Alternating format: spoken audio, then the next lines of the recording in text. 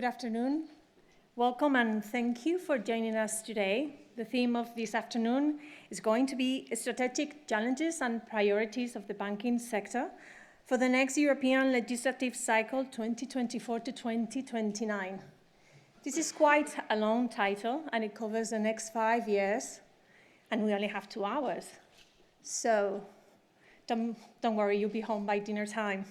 It is indeed an ambitious goal to try to cover this broad and complex issue, but we're lucky to have with us top voices of the sector to help us navigate these waters.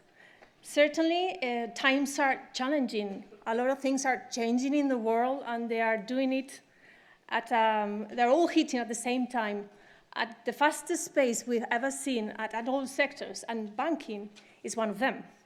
It seems like every day we add a new twist to this banking to-do list: regulation, digital transformation, banking union, and these topics may sound like as classic to you by now, but these are challenges that keep evolving and they need urgent address. Then we have another set of questions like, what kind of banks do we need in Europe? How do they look like? How can they help contribute to tackle things like climate change? To start setting the stage, we have someone with both detail and a panoramic view, Margarita Delgado. Before I give her the floor, just a brief summary of her career.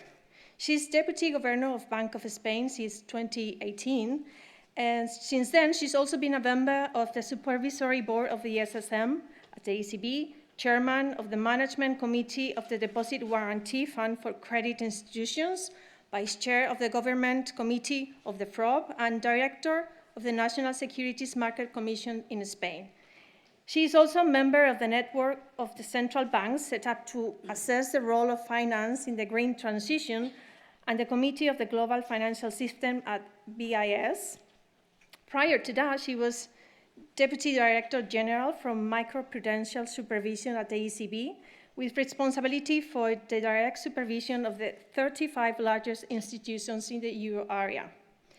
I'm delighted to introduce you to our first speaker, Margarita, for a keynote address. Please give her a warm welcome.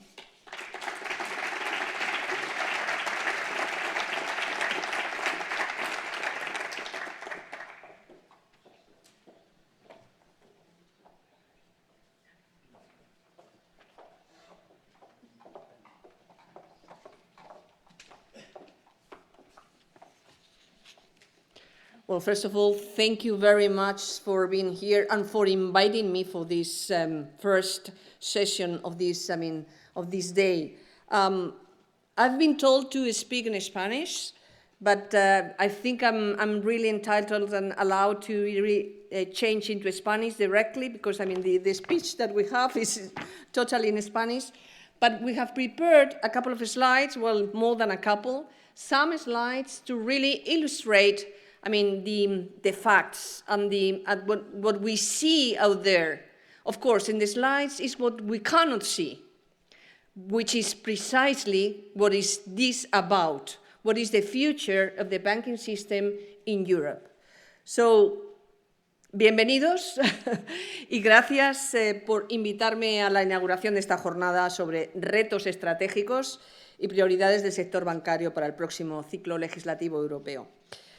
Quisiera comenzar mi intervención de hoy sobre la situación y perspectivas de la banca, desgranando brevemente las características más relevantes de la banca europea, basándome en los datos más recientes disponibles, es decir, aquellos referidos al segundo trimestre de 2023, a junio de 2023. En primer lugar, y para ponernos en contexto esta transparencia, esta slide, hay 110 entidades significativas bajo la supervisión del SSM, de las que solo 8 hasta ahora eran consideradas sistémicas a nivel global, aunque esas 8 suman nada más y nada menos que el 46,3% de los activos totales de las entidades supervisadas. Es verdad que la banca europea se caracteriza por un modelo de negocio cercano a la actividad propia de cada país y de ello da fe que la tipología más frecuente con 53 bancos, sea la de entidades denominadas diversified lenders, en inglés, prestamistas diversificados, suena un poco extraño en español, pero diversified lenders suena mejor, y bancos universales, universal banks, definidos por una actividad variada con una gran diversificación en las fuentes de financiación. Por países destacan, sin duda, el peso de las entidades, en primer lugar, francesas, en segundo lugar, alemanas, como se puede ver en el diagrama de Tarta, y en tercer lugar, las españolas, ya que entre las tres suman algo más del 67% de los activos de la zona euro. En cuanto a la solvencia, podemos afirmar que las entidades europeas se encuentran globalmente adecuadamente capitalizadas, y la ratio de CET1 se ha incrementado de hecho en 300 puntos básicos desde junio de 2015 hasta alcanzar el 15,7% a junio de 2023. Este incremento tan significativo incorpora los ajustes de transición que supuso la implementación de Basilea III, de Basel III. Los buenos resultados de la banca durante el ejercicio 2022 y lo que llevamos de 2023 pues han contribuido también a que la ratio de CET1 se haya incrementado en 76 puntos básicos en un año para todos los bancos de la zona euro. No obstante, hay notables diferencias entre países, con ratios de CET1 del 16,4 para Alemania y 16,1 para Holanda y Francia. Las entidades españolas, como todos sabemos, cuentan con ratios más bajos, de hecho del 12,7%, y su capital no ha crecido en la misma proporción que la media de la zona euro. Este panorama descrito habría que analizarlo con más profundidad, ya que los datos globales esconden detalles muy relevantes, muy importantes, como por ejemplo las diferencias que pueden existir entre los grandes grupos cooperativos europeos, muy potentes en algunos países, versus entidades cotizadas. En cuanto al análisis de la solvencia, pues me gustaría destacar que sería quizás poco riguroso fijarnos única y exclusivamente en el ratio CET1, ya que es solo uno de los múltiples indicadores que existen. En mi opinión, tendremos que tener en cuenta los distintos buffers de gestión que miden la capacidad de las entidades para adaptar y gestionar sus modelos de negocio, acompasando las necesidades de capital a la generación del mismo.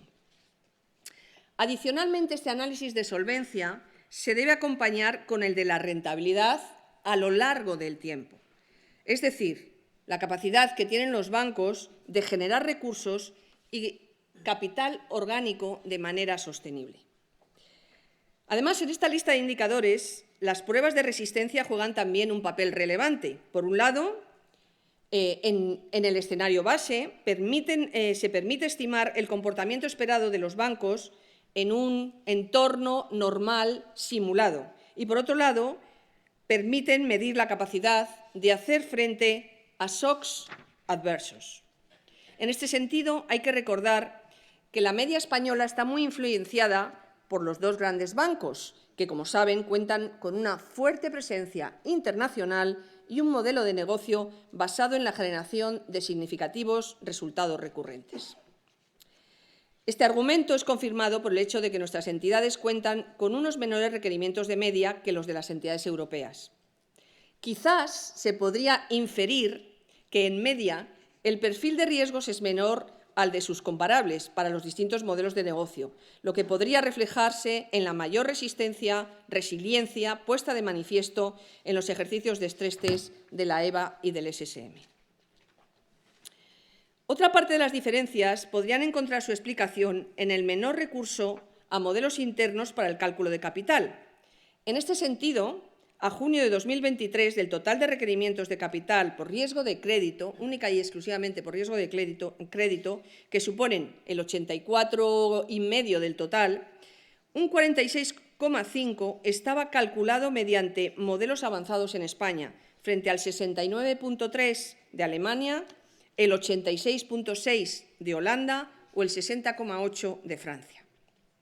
Ahora bien, Dicho lo cual, y poniendo, digamos, en la balanza todas estas matizaciones, pues la banca española sigue estando lejos de situar sus ratios de capital cerca de la media europea.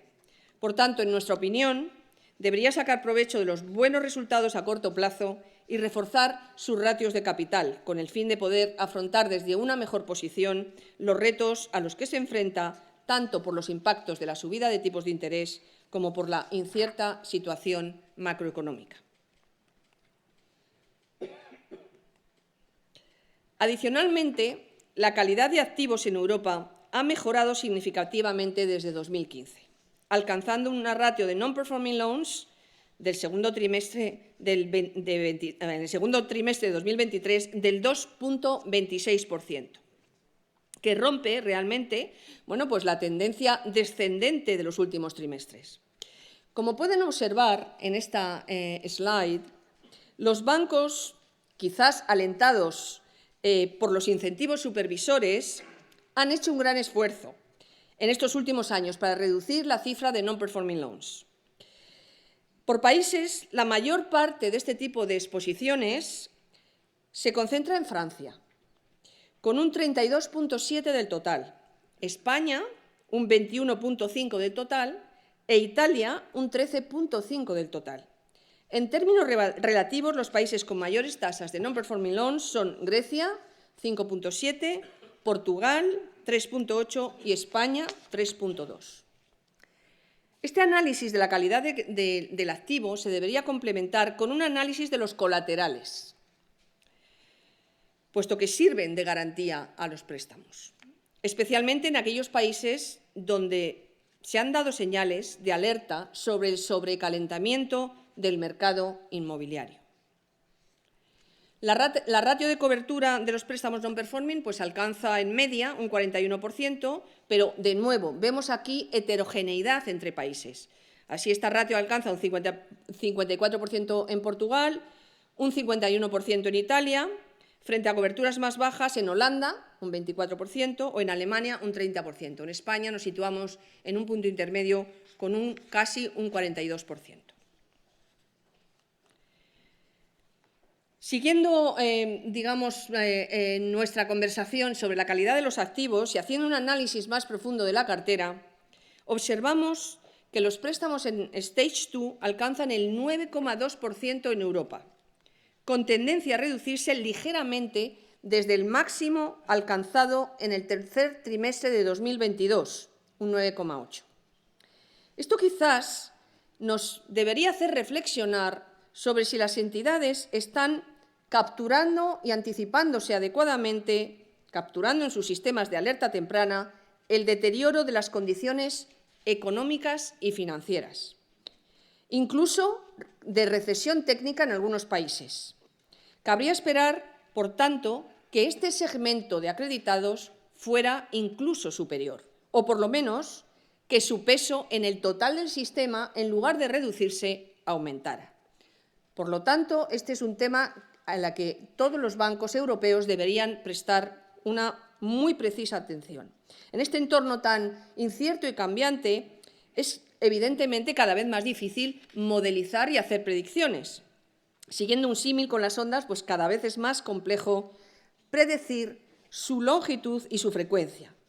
Los datos históricos sobre los que los modelos se basan deberían ser acompañados de análisis complementarios y, por supuesto, ajustando los modelos para que tengan un mayor poder predictivo.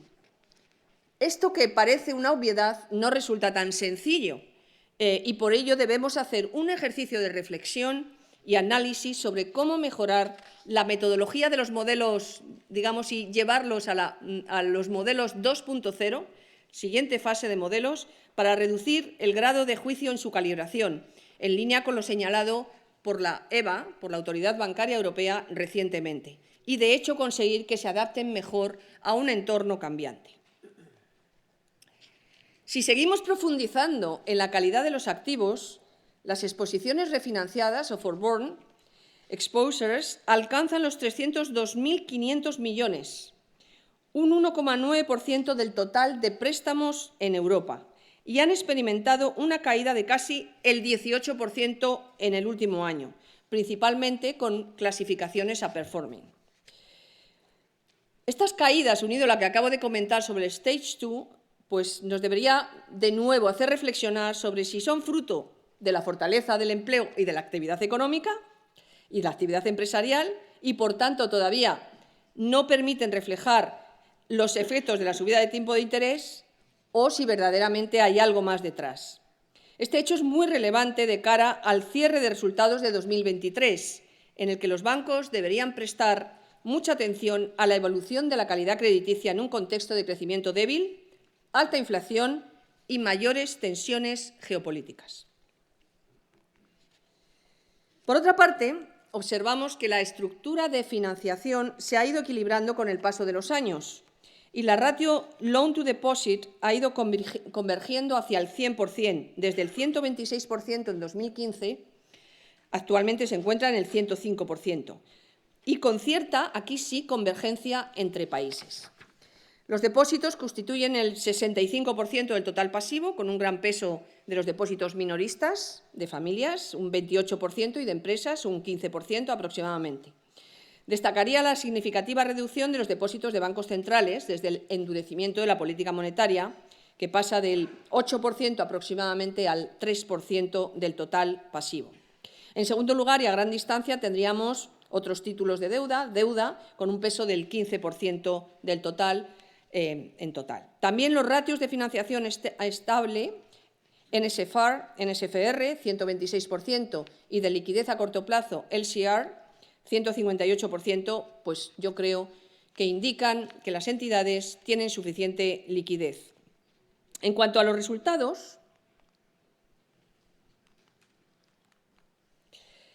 hemos podido observar que la subida de los tipos de interés producida desde julio de 2022, que ya asciende a 450 puntos básicos, ha tenido en general un impacto positivo y significativo en las cuentas de resultados de la banca europea.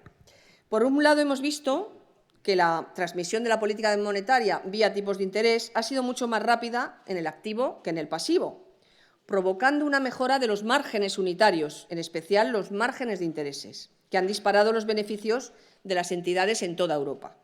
Por otro lado, el endurecimiento de las condiciones financieras no ha tenido reflejo aún en un deterioro adicional de las carteras crediticias y, por lo tanto, en unas mayores provisiones. Si miramos con más detenimiento el cost of risk, el coste del riesgo de crédito, el coste del crédito, en el segundo trimestre alcanza un 0,45 en media, inferior al 0,52 del segundo trimestre de 2022. El ROE, la rentabilidad del capital, ha alcanzado de media el 10%, muy por encima de la media anterior a la pandemia, que rondaba entre el 5-6%. Y en ello destaca Italia, Holanda y España. Destacamos, por supuesto, el abultado margen de intereses de España, que en parte es compensado en media con un mayor cost of risk, como se puede ver en la tabla. Aunque en general todo el sector se ha visto beneficiado, y aquí tenemos una distribución de la banca española y comparativa de su modelo de negocio, aunque en general todo el sector se ha visto beneficiado por mejores márgenes, podemos observar que los bancos diversificados, los diversified lenders, presentan los mejores márgenes de intereses return on equity. En cambio, las G-SIBs están ligeramente por debajo de la media. Si hiciéramos un zoom y un análisis más específico de las entidades españolas, vemos que en general los ROEs, los returns on equity, son superiores a los de los comparables para todos los modelos de negocio, salvo en los bancos diversificados. La banca española se ha beneficiado claramente de la subida de tipos de interés, aunque en este gráfico quizás la evolución no se vea de una manera tan clara debido a una cierta distorsión de los resultados extraordinarios de varias entidades en España en 2021, resultados negativos, evidentemente. ¿Qué nos depara el futuro? Como hemos podido observar, la banca europea cuenta con una buena salud y ha hecho frente a sucesivos episodios de tensiones en los últimos años. Adicionalmente, las mejoras experimentadas en los marcos de gobernanza y control de riesgos hacen que se posicione en una buena situación de partida. No obstante, las incertidumbres que existen actualmente, desde las tensiones geopolíticas a los impactos de las transformaciones tecnológicas en los modelos de negocio, hacen que las entidades tengan que afrontar retos de gran trascendencia. En el corto plazo, el endurecimiento de la política monetaria todavía no ha finalizado su traslación en su total magnitud y, por tanto, es de esperar que los incrementos de márgenes previstos no sean sostenibles en el tiempo. La repreciación de precios de tipos está siendo mucho más rápida por el lado del activo que por el lado del pasivo, entre otros motivos por el exceso de liquidez. Aquí constatamos cuál es una previsión, digamos, del exceso de liquidez en la zona euro, simplemente por tomando las medidas que hay hasta ahora decididas, ¿no?, de las amortizaciones pendientes de las TLTROs. También constatamos que la traslación de tipos a los préstamos es inferior a la experiencia histórica, especialmente en hogares. No obstante, como ya he indicado, es marcadamente superior al grado de traslación a los tipos de los depósitos. Así, en España hemos observado que, en media, el traslado ha sido de un 50% aproximadamente en los préstamos para compra de vivienda y crédito a empresas. En cambio, en el caso de los depósitos, el traslado ha sido de tan solo un 29% para los depósitos a plazo a hogares y un 45% para el de las empresas. En la parte de la derecha se puede ver cuáles son las betas de las distintas tipologías de depósitos de los bancos en Europa y vemos que hay mucha diferencia respecto a lo que está haciendo la banca española. Evidentemente, hay que añadir el peso relativo de los depósitos a plazo, que, por supuesto, todavía es muy bajo a día de hoy en comparación con los depósitos a la vista, donde apenas se han trasladado las subidas de tipos. Es decir, en la práctica hay una gran diferencia entre la traslación de tipos en el activo y en el pasivo. Ahora bien, esta situación evidentemente puede cambiar en el futuro, ¿no? Y es de prever que la liquidez en el sistema a lo largo de los próximos trimestres se vaya reduciendo. Evidentemente, en este nuevo entorno también es necesario que los bancos presten atención a la gestión del riesgo de tipo de interés.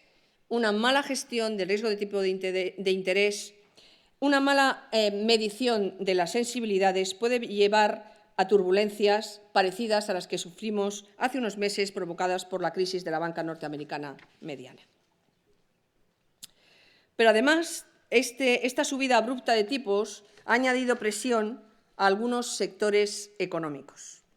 Desde los supervisores estamos prestando atención al sector inmobiliario, commercial real estate, especialmente de oficinas y locales, ya tensionados en muchos países europeos. La rentabilidad de estos proyectos, de algunos de estos proyectos, podría verse afectada y, con ello, cabría esperar deterioros adicionales. Hay que tener en cuenta que el peso de este sector en la zona euro casi supone un 26% del riesgo a empresas del sector no financiero, del que el 32% supone financiación de oficinas y locales. Esta situación podría, trasladarse de una manera u otra al conjunto de la cartera, en un entorno en que la renta disponible de las familias y empresas podría verse afectado por la subida de tipos y, a su vez, podría verse afectada su capacidad de repago.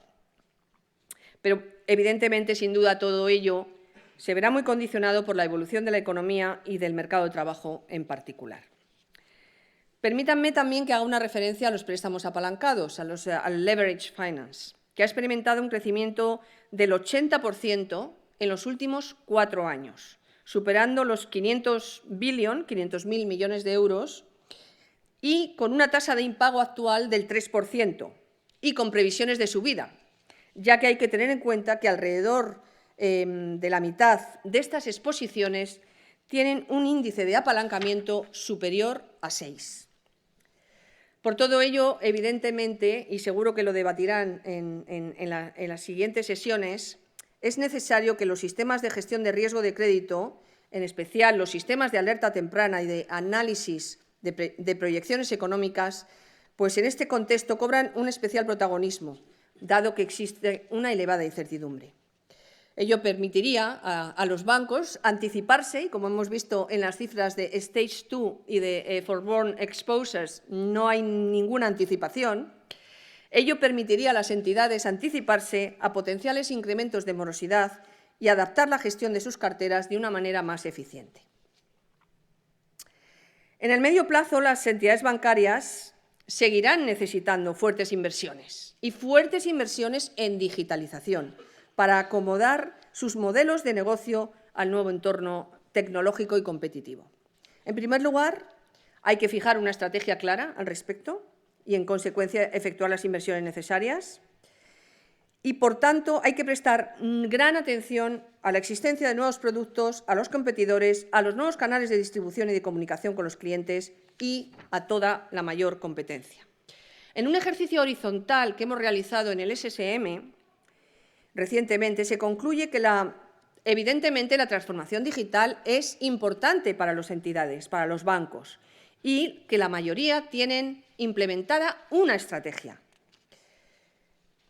Pero, en general, los proyectos están enfocados a la reducción de costes y a mejorar la experiencia de los clientes. Sin embargo, muy pocas entidades han desarrollado métricas que midan el impacto de estas estrategias. Por lo tanto, es muy difícil, tanto para los bancos como para los supervisores, hacer, digamos, un seguimiento específico y cuantificar la eficiencia y la eficacia de todas estas inversiones. Yo creo que todos estamos de acuerdo en que la habilidad para atraer y retener clientes en un entorno digital es considerada como un factor de éxito para los bancos, pero, sin embargo, el seguimiento que se hace sobre el uso de estos canales sigue siendo muy rudimentario, por no decir muy limitado. Por otra parte, la inversión y recursos destinados a la transformación digital sigue siendo baja. En el área euro, solamente un 2,8% de los ingresos operativos y un 5,2% de los empleados se destinan a la transformación digital. Y esto es un dato, evidentemente, ya un poco antiguo, es de finales de 2021. Como vemos, evidentemente, una cosa es lo que se dice, una cosa es la teoría y otra, muy distinta, la práctica. Y asociado a la digitalización, bueno, pues evidentemente lo que solemos decir los supervisores, los bancos tendrán que estar muy atentos y establecer un marco de gestión adecuada de riesgos para mantener el riesgo operacional de una manera robusta, contenida y medida, para poder mitigar todos los riesgos de la digitalización. Los ciberataques cada vez más complicados y sofisticados. La mayor dependencia de proveedores externos con poco o nulo acceso a sus sistemas. O la potencial caída de los sistemas operativos, como sabemos que se está produciendo y que se ha producido recientemente, son ejemplos de cuestiones que las entidades europeas tendrán que abordar dentro de estos marcos operacionales reforzados.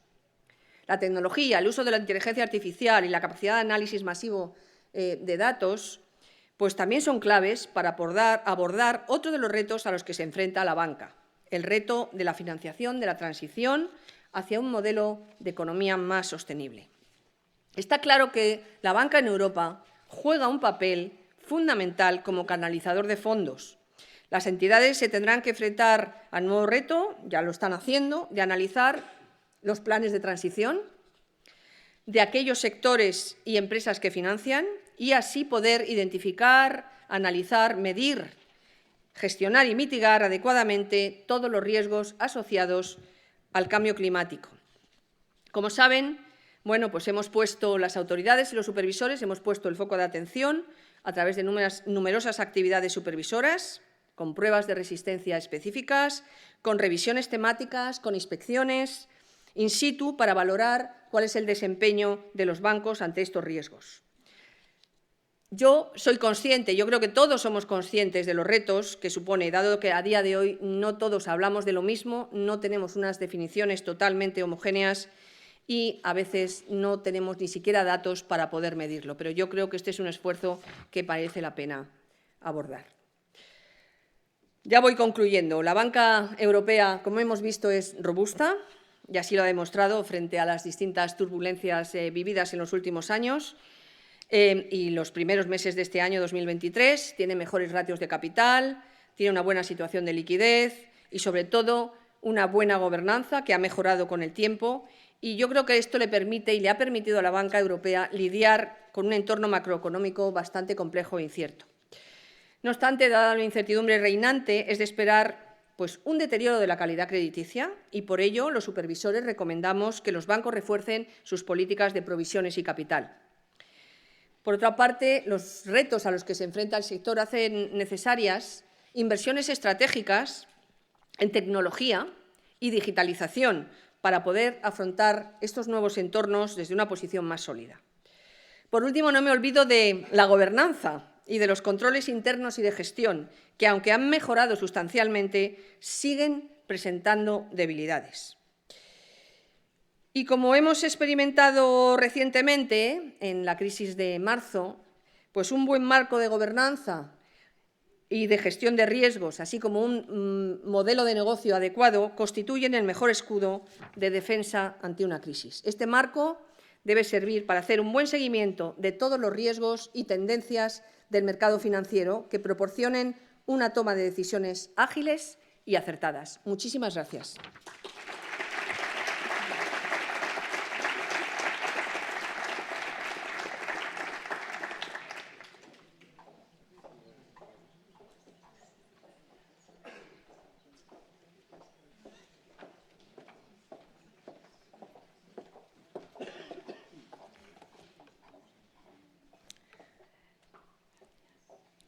Thank you, Margarita Delgado, Deputy Governor of Bank of Spain, for your insightful speech. While we now wait for our next panelists to get ready, yes, can you come up on the floor? While they get ready, and before I introduce them properly, allow me to seize this moment to pretend to speak as a central banker. We are now getting into uncharted territory. And why do I say this? Because I'm told this is the first time that two CEOs from two top banks in Europe at the same time sit down together and confront or not their views on their challenges ahead. We have the honor to have with us Héctor Grisi. He is Santander's Group CEO since January this year. He joined the bank in 2015 as Executive Chair and Chief Executive Officer at Santander Mexico. In 2019, he also became Regional Head for North America. Before joining Santander, he had spent 18 years at Credit Suisse in several leadership roles. We also have the honor to have Mr. Onur Genc. He's BBVA Global CEO. He joined the group in 2012 when he was appointed Executive Vice President of Banco Garanti, and he has also been CEO of BBVA Compass and Country Manager in the US. Before joining the group, he was the Country Manager of McKinsey in Turkey. And to moderate this first-time panel, we have Alejandra Kindelán. She is the president of the Spanish Banking Association since 2022. Before this appointment, she was the head of studies, public policy, and international relations at Banco Santander, where she was also director, consumer finance business in Europe and Santander, Argentina. The floor is all yours. Thank you. Thank you, Rebecca. Thank you, and welcome, everyone. What a great occasion. I'm sorry for the mess with the seats. I wasn't sure. I was told something different earlier. Get the right places already? Okay. We can change one more. But we organized ourselves. We're fine. We get along very well. So thank you very much. I was trying to explain before what we're trying to do here. We are having I would call it a European Banking Summit in Madrid these days. We are celebrating the European Banking Federation Exco and board meetings in the next few days. You're not invited to those, but we have here the CEOs of the European Banking Federation, Wim, welcome, and of course of the major banking associations in the major countries in Europe. And we believe this is a great opportunity to have this public occasion, an occasion to share the views and the prospects of the European banking sector and what better company than having, of course, Margarita Delgado as the Deputy Governor. Introduction, brilliant introduction, very broad introduction, covering so much ground and giving us a bit of homework also as a sector, no? And then, as Rebecca was saying, for the first time, having the CEOs of the top international banks based here in Spain, Santander, Héctor, welcome, and Onur, of course, from BBVA. So for me, I was thinking this morning, this is probably one of the most exciting moments in my time as chair of, I would say the most exciting moment in my time as chair of the Spanish Banking Association. I've been here for a year and a half, but this is a very special moment. So thank you for being here today. And the purpose of the panel, of the conversation, is to talk about our views looking forward, no? And also what we've learned a bit from the recent past. It is a great moment, as you said. We have European elections coming next year in a very complex moment, no? Geopolitically and economically also. Lots of challenges ahead. And then for the sector, Margarita pointed to a lot of things we need to think about. We also have an intense regulatory agenda. This has been a good legislature in terms of a lot of regulation, and the Spanish presidency has finalized important dossiers, the transposition of Basel III, which was, took a long time, but it was finalized during this presidency. So I have to congratulate all the public servants who have worked so much in this finalization. Also the Instant Payment Directive, and of course the IDAS and other important dossiers. So now we need to look, more broadly. Where are we? What do we want to do? As I was saying before, it's a complex time, and as Margarita finished her remarks, the financial sector has such an important role to play. We, of course, want to work to favor growth and competitiveness of our economy, because we believe that this is the key drivers of social progress, no? And that is something that we are all very much focused on. So the European Union, of course, is a very ambitious project that is based on solidarity and on cooperation, and that is strengthened by economic progress and social progress of our citizens. And Europe is today at a very important crossroads. All our countries have to invest a lot, trillions, I would say, no, in the transformation, the green and the digital transitions, and also on the strategic autonomy. This means investing in defense, investing in raw materials, so those trillions of investment. And in Europe, most of that, more than 70% of that, will need to come from the banking sector. So what an important role we have to play. We are key pillars of this redesign of Europe, no, of the future of Europe. And for this, to be a reality, we also need governments and policymakers to design a framework of stability that is focused also on attracting investment and capital, and enabling predictable rules and a stable regulatory framework that will help banks and economies thrive, which is very important. All this in pursuit, of course, of social progress. And of course, a strong and profitable banking sector is important for this. In Spain, our banks are indeed in very good shape, with profitability, efficiency, solvency, and liquidity ratios that are, among the best in class, and also contained default ratios. So we, however, need to be very vigilant still, as there are risks and uncertainties in the outlook, and we are also facing a very demanding regulatory framework. So here we are. We will now turn to, of course, you, our main speakers today in this session. I would like to have a first round of questions around the prospects and about the banking system developments. In March, we were surprised by the crisis of medium-sized US banks, and this created some turbulence in the markets, no? But when looking at post-mortem at what were the causes of those crises, we saw mismanagement, and we saw lack of supervision and regulation, and we saw a lot of issues.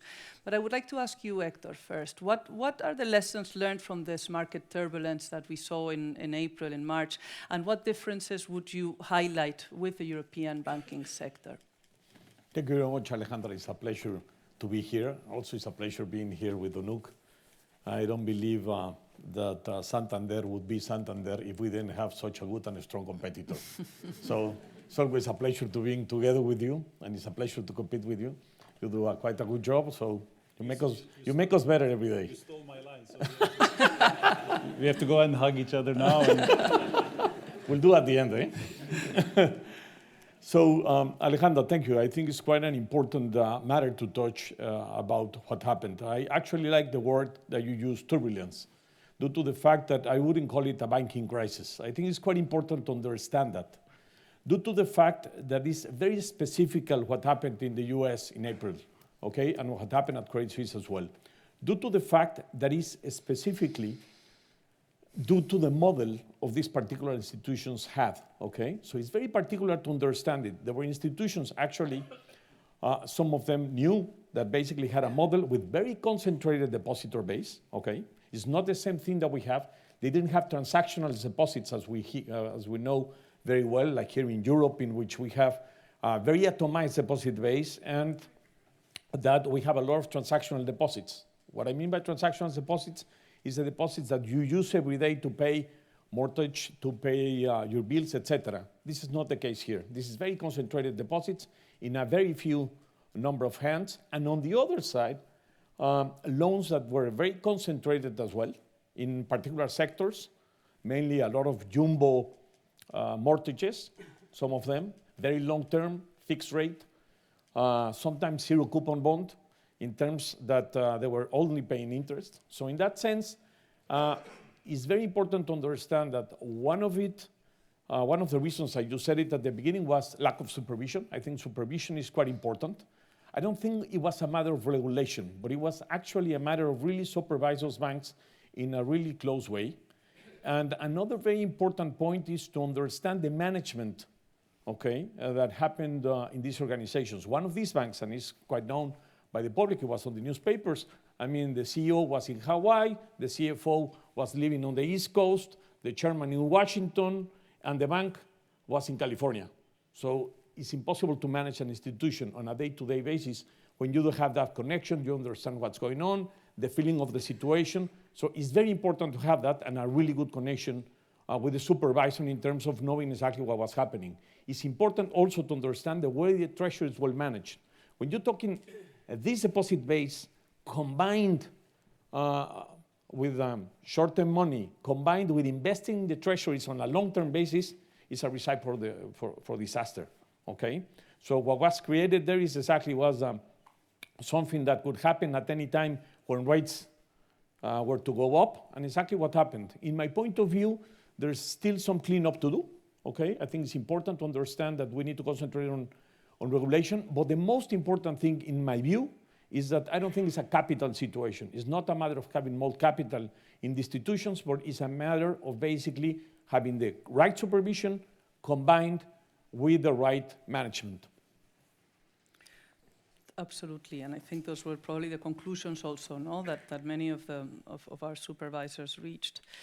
And Onur, we've also seen, I mean, in the midst, after this big turbulence, in the middle of this turbulence, we're seeing a rapid adjustment in interest rates. And I'd like to ask you also, how are banks adjusting to this new situation, very rapid increase, no, of interest rates? The level we've seen before, the level of rates, but I think what's new is the speed, no, of increase of rates.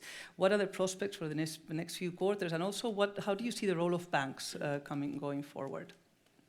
Very good. Again, I should also start by thanking you. I mean, AEB, in my view, plays a very important role in Spain, and thank you for leading the institution, and thank you for inviting us to this round. And as Hector, as you said, I mean, in our bank, Santander is our reference on many things, and good, very good way, in a very good way. So I would like, I mean, it's a privilege. It's a privilege to be with you. It's my 5th year in the job. This is the first time that I'm having this dialogue in this fashion with Santander, so it's a privilege. So going back to your question, so you're asking about today on the impact of the interest rates on the banks and also the future, the role of the banks for the future.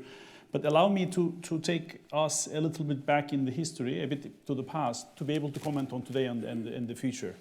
So I checked out the dates. In 2009, January 2009, after the last crisis, after the last big financial crisis, January 2009, was the first time European Central Bank has taken rates down to 1%, very low in those standards. They took it down to 1%.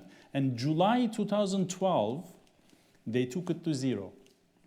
July 2012, 10 years, it was either 0 or negative. And in most of the periods, it was negative. This is an exceptional thing, because typically things have value and money has time value. And the fact that the rates are negative, in our view, is very exceptional, because there has to be time value of money for people to save, for customers to save, and for projects to have some scarcity so that they can select the right projects, and the banks can also select the right projects. So it's very exceptional that these type of situations happen. It did happen in the history in certain periods of time in different geographies, but typically they didn't end up too well, because it then disincentivizes savings. It then creates, again, the bubbles, because the money is basically free. So people invest in real estate, people invest in this and that. There is abundance of money. And also it does create issues for the banking sector as well. So, and in general, it does lead to inflation. In general, over a certain period of time, it does lead to inflation. But why did the policymakers have done this? Because Europe is in this situation that needed growth, and the growth could have been triggered by lower interest rates. That's why they have done it. What did happen though? It didn't lead to growth in Europe. When you look into the GDP growth rates of European Union, those 27, in this period, it's typically less than 2%, typically in any year. In some years, it was even negative, but around 1.5% and so on. It didn't lead to growth. Now I tie it back to the banking. One of the reasons, there are multiple reasons, but in my view, one of the core reasons that despite very low, even negative rates, not leading to growth in Europe, was because the banks in Europe were not profitable and were not safe and sound in that period. I mean, the banks, the supply of credit wasn't there at all. In the case of Spain, I mean, the corporate debt over GDP in 2009 was 120% of GDP. Today, it's 70% of GDP. Despite a very long period of very low rates, it didn't lead to credit growth. It didn't lead to economic growth. This is what has happened in the past decade. Okay? Today, what I was trying to say basically is that the period that we have gone through was an exceptional period, and it didn't lead, in my view, to the conclusions, to the results that we have been seeking as Europe, as Spain. Today, the rates have gone up. When the rates are down, by the way, when the rates are negative or zero, as we have seen for the 15 years we lived in it, the returns of the banks, as I said, is horrible. The cost of equity of Spanish banks is double digit, 10, 11%. The return on equity for the Spanish, Deputy Governor has also shown it, was less than 5% for many years. It was negative in certain years. So it did create this problem of also very low profitability. Again, lack of supply of credit, lack of economic growth.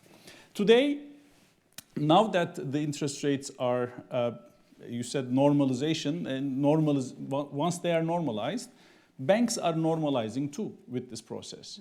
Because once you have higher interest rates, you can create a better interest margin, which is the core job of the banks. Basically, we are an intermediary, we are a trader, like a trader who buys products and sell products. We buy money and we sell money. If the interest rates are high, we can make a margin out of it, which is then leading to the situation that we have, which is better profitability. After 15 years of negative returns as compared to cost of equity, this is the first year, 2023, in Spain, we will be making money above our cost of equity because of the normalization of the rates. So, a long answer to your short question, what is happening with the interest rates normalizing? We are normalizing with the normalization of the interest rates. You asked about the future, next quarters, and also the role of the banks in general in this context. In the next quarters, we will see. It depends a lot on the policy rates because we are very sensitive. Our balance sheets are very sensitive to the interest rates. Our expectation is there are two different forces at play here that are very structural, very secular trends that are going to lead to high inflation in our view. I mean, deglobalization, the security of supply, shortening of supply chains. By definition, in our view, it's inflationary because you are not going to buy from China, you're going to buy from Eastern Europe and so on. It's inflationary. The debt dynamics, the public debt is inflationary. Demographics, it's inflationary. There are very structural trends which are going to keep the inflation relatively high. That's one side. But then, if rates are too high, it creates a major dent on the economies. I mean, we are seeing it in Spain. I mean, buy and sell of housing is down 20%. New production of mortgages in the banking sector is down 25%. Italy is saying that we cannot continue with these rates. The economy is not... That pressure is also going to come, and these two will find an equilibrium. Our expectation is rates will continue to stay relatively high in the coming quarters at least, and that will continue to help the banks. Finally, and then I will be shorter on the other questions, but this is an important one in my view, the role of the banks going forward. In this context, again, I also told you about the history a bit. The role of the banks is even more crucial going forward. I mean, solid, healthy, good, profitable banks are needed for good economies. And this is proven, there are so many studies on this, and very independent, not coming from banks, very independent studies, which basically tells that if the economies, if they want to grow, banks have to be strong. Because as we have seen in that period of 2009, 2022, even the rates were negative so low, if the banks are not there, you cannot finance the investments in the economy. Going forward, I do think that the banks will play a very crucial role in the environment that you also described, which is we need more investments for green, we need more investments for digital in the countries that we are in. And in that context, the banks are here going forward to support this transition and to support the lending and to support the economic growth of the countries that we are in. Absolutely. Thank you. We've covered so much ground already, no, between the two answers. Thank you very much. And now focusing a bit on Europe, because you've touched upon that in the last part of your answer, Onur. And it's true that we still lack market integration in Europe in a way, no? We always say, put these examples about the size of US banks versus the size of European banks. We have two bank giants here sitting on stage, and yet, you know, when we compare ourselves with the US, the size of our banks has diminished. So how can we work on that integration? What can we ask the next legislative cycle or the European Commission? How should we work on you know, more integration in Europe? What is missing? What do we need, no, to work on this? What would you say? Integration of the banks, you mean? Of banks and financial markets in general, because I think we need both, right? Yeah. I mean, Wim is here. I mean, Andre Enria, who is the outgoing chair of the SSM, who came to our last meeting in the EBF, he said if there's one thing that he regrets in his period of 4 or 5 years, it's this notion that the European banks are not integrating or there is no cross-border integration and so on. Why is, you're asking what is the barrier? Why is it not happening? What are the barriers exactly? Well, Europe is not a single market. Very simple. The answer goes back to that one. I mean, it's not a single market beyond banking at the higher level of legislation and environment that we live in. I mean, the tax regimes are different, which is very, I mean, it's a fashionable topic in Spain these days, but the tax regimes and the changes in taxes, every country decides on its own. Very important to us. Insolvency framework of companies. I mean, our clients, we give them loans and some of them they cannot pay back. Then what happens in the bankruptcy process, in the insolvency process, very different regimes. So the overall frameworks are different to start with, number one. Number two, there are very limited synergies.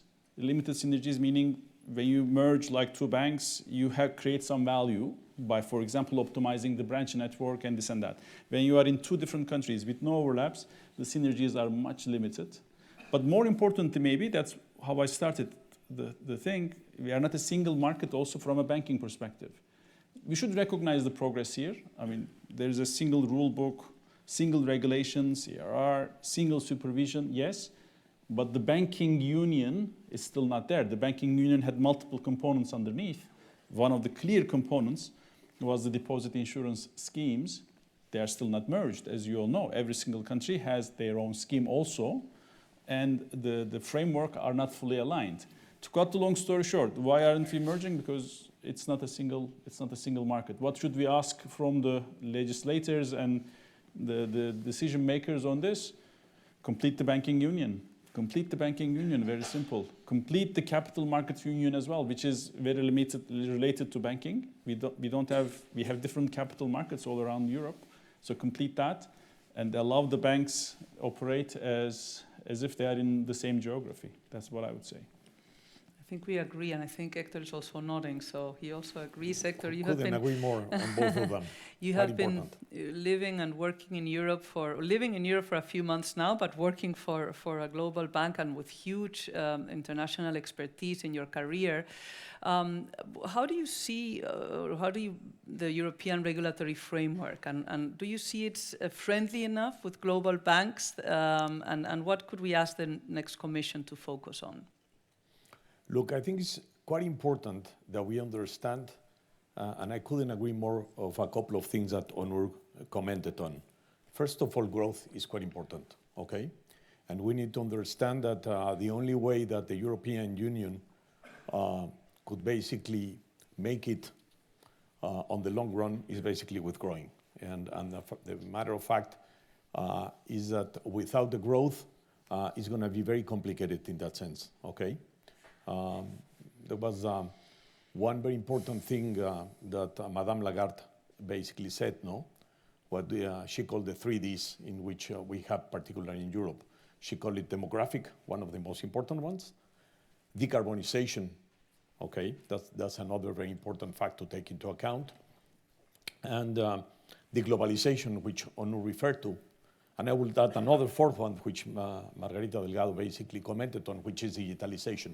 Okay, so these 4Ds are basically changing completely what's going on in the world. And in that sense, I think it's quite important that we concentrate on what needs to happen in between that, and the regulatory framework that we have need to lead us to that competitiveness. Okay, it's quite important to understand, and we were just discussing about the different valuations between the American banks and the European banks. When before the 2008 crisis, we used to be about the same size, okay? In terms, if you compared, and I'm just gonna talk about Santander, we were about the same market cap of JP Morgan, and JP Morgan is now 5 times much larger than us. And are they much larger in many ways? No, in reality is that we need to understand that we need a regulatory framework that allows us to have the same playing field, okay? If you ask us that we are basically players, BBVA and ourselves, that not only play in Europe, but we participate in different markets, we need to be as competitive as the local players and as the international players are in order to be able to compete apple to apples. And the framework basically doesn't allow us to do that. It's also another very important component, going back to your saying about the Capital Markets Union, is that we are, and also going to what Margarita commented about capital.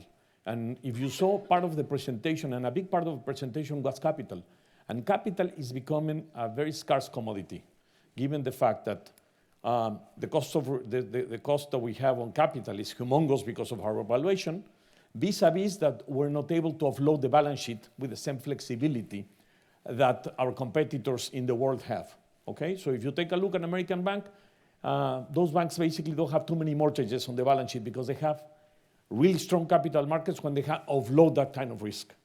In Europe, we still need to develop that. It's very important because we have huge positions of mortgages in our balance sheet that do not allow us to free up the capital to turn it around and to move it in a different way and to really go back and push for growth. So those are the type of things that we need to create in the framework to allow us to be head-to-head against that. I do remember when Europe, I'm Mexican, I lived in Mexico, and I remember Europe used to be ahead in many things. Remember telecoms in the late 90s.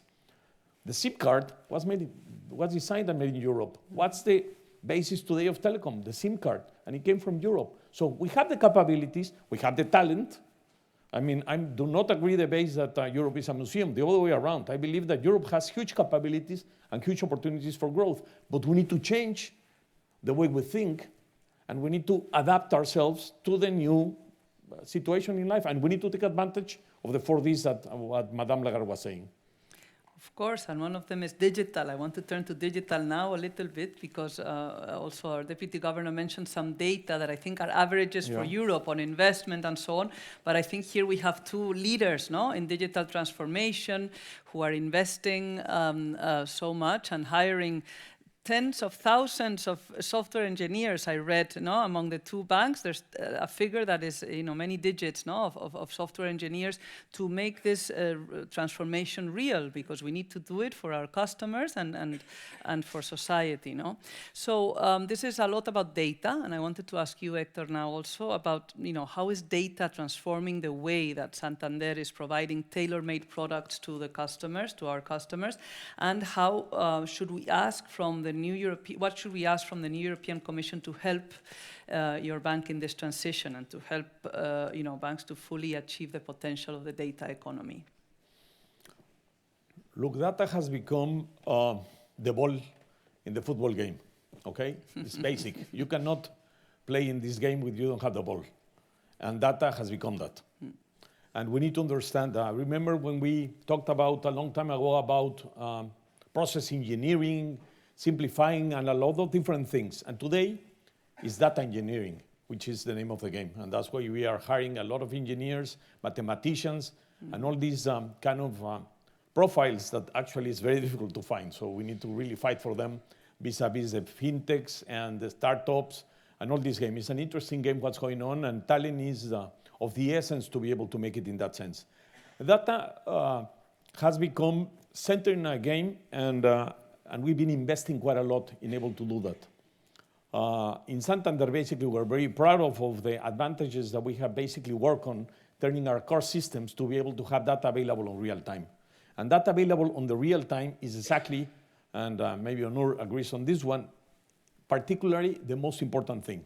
If you don't have data on time, it's not worth it, okay? So you need to be able to take it out. So we have developed a way to take the data on time in our core systems. We have worked with big techs in the world in order to be that. We did a JV with Google to be able to take that. We call that Gravity.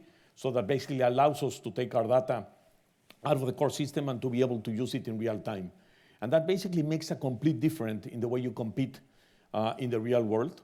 Given that today we are competing, and I love my competition here, but the big competition that we have is, for example, Apple, which is the largest fintech in the world. And they have the capabilities and a different playing level, different level in the playing field that we have. Because what these guys basically do is they go ahead, disrupt the market, and then expect the regulation to come in. And we play in a different ground because we basically have the regulation on top of us, and we cannot basically play in the same game. So it's quite important to do that. We need to play in that balance, and we need to find out the right balance to play in that sense against them. But on the other side, also, we need to be available to have the same systems and the same capabilities and the same ability to build software they have, okay? These are the second one. But the most important thing beyond that is that we need to be able to maintain that data security in a very strict way, okay? Because that is also a very important part of the game, which sometimes we take for granted and it is not. So data security and the way we manage the data, that's something that the trust that the banking industry gives that maybe you don't have on the other side, okay?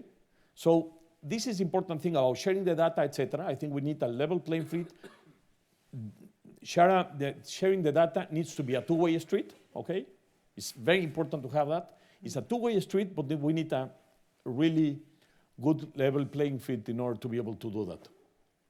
Thank you. And Onur, are we ready for the challenge? Do you think the sector is ready for this challenge that Héctor is posing so clearly, no? To compete in this digital economy and to be able to compete particularly with new payment players who are strongly trying to enter our world? No. Before answering this question, I fully agree. Again, we are expected to confront each other at the beginning, Héctor, but the questions are such that we are fully aligned on everything. Because I mean, this notion of level playing field is very, very important, Alejandra. I mean, very basic concept. For the same job that is being done by different types of players, the rules should be the same. Otherwise, you cannot compete. Same service, same regulation. And today, the banks have a different standard, and the technology players, they have a different standard. This is not level playing field. We cannot compete. But despite this, you're asking, are we confronting, are we ready with the digital competition and the digital players? I do think that the Spanish banks in general, for sure I can talk for my own institution, but from outside in, we know Santander is a clear leader also on this, and the Spanish banks in general are very good. We are never ready for digital because it's a changing thing. You have to be inventing yourself and evolving yourself every single day. But I do think that we are responding to it. We are responding to it in a decent manner. And this digitization, digital, I mean, how do we define this? No? It's basically digitizing the process of a customer wants to do with a bank. In the old days, when a customer wants to send money from one account to another, he or she was going to a branch, filling a form, giving it to the counter was filling it into the systems. That was the process. We had to digitize that process. So rather than doing it this way, the customer can just pick up the phone, input the information, done, and real time. This is digitizing a process. And this digitization has multiple phases or levels. The first thing we call servicing, which is this example of sending money. It's a servicing. There is nothing really critical in it. It's a servicing function that needs to be digitized. I think every bank has done it really well. And for example, in BBVA, 93% of all the transactions that create a ledger entry, they are now completely digital. Completely digital. It used to be 15 years ago, 5%, 3%. So it has been changing. The second phase of digitization is sales. So you have your existing customer, they already use this, and then in that process, you want to sell a credit card to that same customer. That's selling a product. We digitize those processes as well. Again, in BBVA, we publicize these numbers, we publish them, obviously. 78% of all the sales that we do in our bank is now digital because we digitize the process. So on these ones, I do think that we have advanced a lot. The banks in general, BBVA in particular, but there are other things that we have to do even better and even more. The new customer acquisition. The customer is not your customer yet. It's a citizen of the society. He wants to become a Santander customer, BBVA customer. How do you digitize that process, which is not easy? And then the core function of a bank, advice. How do we advise our clients on their financial well-being, financial health? That can be done also through digital. But on those, we need a lot of data. We need to tailor what we say to the client based on data and so on.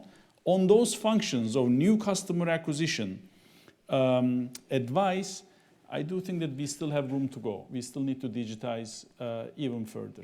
And regarding the fintechs that are we ready to compete with them and so on also, I take this question from time to time, and I'm always like, why do we need to compete?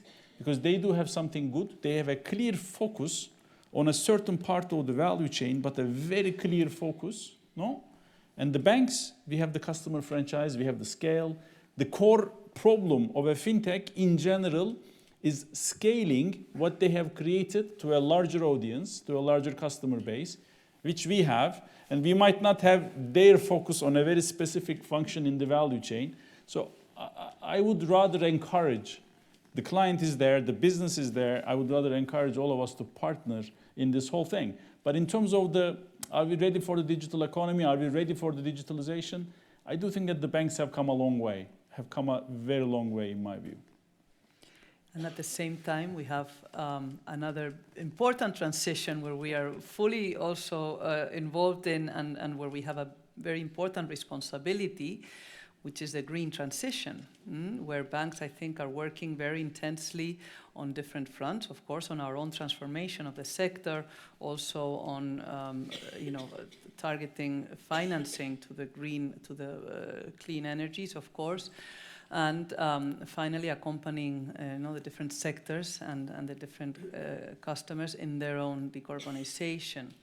So here I wanted to ask you also, Onur, to start with, what is your bank's strategy to effectively deliver on this sustainable finance? How can we ensure that we do that we ensure that this agenda is compatible with ensuring the competitiveness of our economies also? Perfect. So first on our strategy, you asked about our business strategy on sustainability. Or maybe before the strategy, maybe I give you the reasons why we think this should be a core strategic theme for the bank, for us, for BBVA. 3 reasons. The first one is we see it as a responsibility towards society. And there is very clear scientific evidence that if there is one very important problem and opportunity that the world has, it's decarbonization. If we don't do this, we will not have a world for our kids, grandkids, and so on. So we see it as a responsibility towards the society, number 1. Number 2, we see it a risk to be managed, because we're a bank. We bank all the clients in all different sectors. If some of these sectors are going to be affected that dramatically from this change, we have to manage our risks. So that's another reason. And number 3 reason is we see it as a business opportunity. We are a bank. We finance investments. And this is the single most important investment that the world has to do in the coming years and decades. So given all these 3 reasons, but they are all equally important, responsibility towards society, managing our risks, and taking this as a business opportunity, we put it at the core of our strategy. Our strategic plan, if you look into it, it's at the core of our strategy. And we see it as 2 dimensions. It's basically climate change and decarbonization, basically, and also inclusive society, inclusive growth, as you call it, which is more on the social side of ESG. These 2, we put it in the core of our strategy, and we are clearly working towards it. And what is the strategy? The strategy is a very simple one. It's basically accompanying our clients in this transition, because it's our clients who we are an intermediary, but they are the ones, our tier 1. I mean, we don't emit too much carbon to the atmosphere, but our clients do. So we have to make sure that we accompany them in this process of transition through advice, through knowledge, and so on. So our strategy is creating these sector-based expertise and advisory capabilities so that we work with the clients for them to transition. And we have clear goals around this. Number 1, the sustainable financing goal. We do have this very well published 300 billion euros of sustainable financing between 2018 and 2025. We are well on track on that one. Plus, sector by sector, we also published decarbonization curves, meaning our clients should be reducing their carbon emissions, either absolute or relative, over time, and we take it our responsibility for our clients to achieve those curves, which means, again, advisory, working with them and encouraging them to do this transition. So we do have that as the business strategy to push forward. And so far, it's early innings, but it's very important that we put a lot of effort into it, and we are pushing really hard. So that's our strategy, and I think I encourage every single bank out there to do this. If the banking sector take this as a strategic lever, as a priority, the Spanish banks are already doing it, but in general, including the American banks, if we do this, I think this is the single most important contribution that the banking sector can do to the society. And we have to do this. We have to achieve this. Regarding the competitiveness and whether the things that are being done is gonna help the competitiveness of the countries that we are in, and I guess you might be asking about Spain on this one also. What is the single most negative topic of Spanish economy? We don't have hydrocarbons. We don't have oil and gas. We import everything from outside, which was a big disadvantage in the past. What is the major advantage, potential competitive advantage of Spain now? We do have sun, we do have wind, we do have the best renewable capacity out there in Europe to supply Europe and other markets and so on. So competitiveness is already there. What we need to do is to enable this, is to get this thing done. We are already ready as banks to finance this. Investors are already there, but some of these topics are risky topics. These investors and the banks, we are assuming risks in that process. I mean, green hydrogen. Who knows what will happen to green hydrogen in 20 years? Are we going to be putting billions of euros into financing it? That's the discussion that we are having with our clients, no? In this framework, given the fact that we have the ingredients already, we do have the ingredients of competitive advantage for our country, to be able to trigger this competitiveness, again, everyone is ready. We need the public sector to also help in mitigating these risks a bit, in creating a bit certainty on some of these topics. If the public sector does this, the competitiveness will also arise, in my view. I think we'll all agree this is about public-private collaboration as in so many areas, no?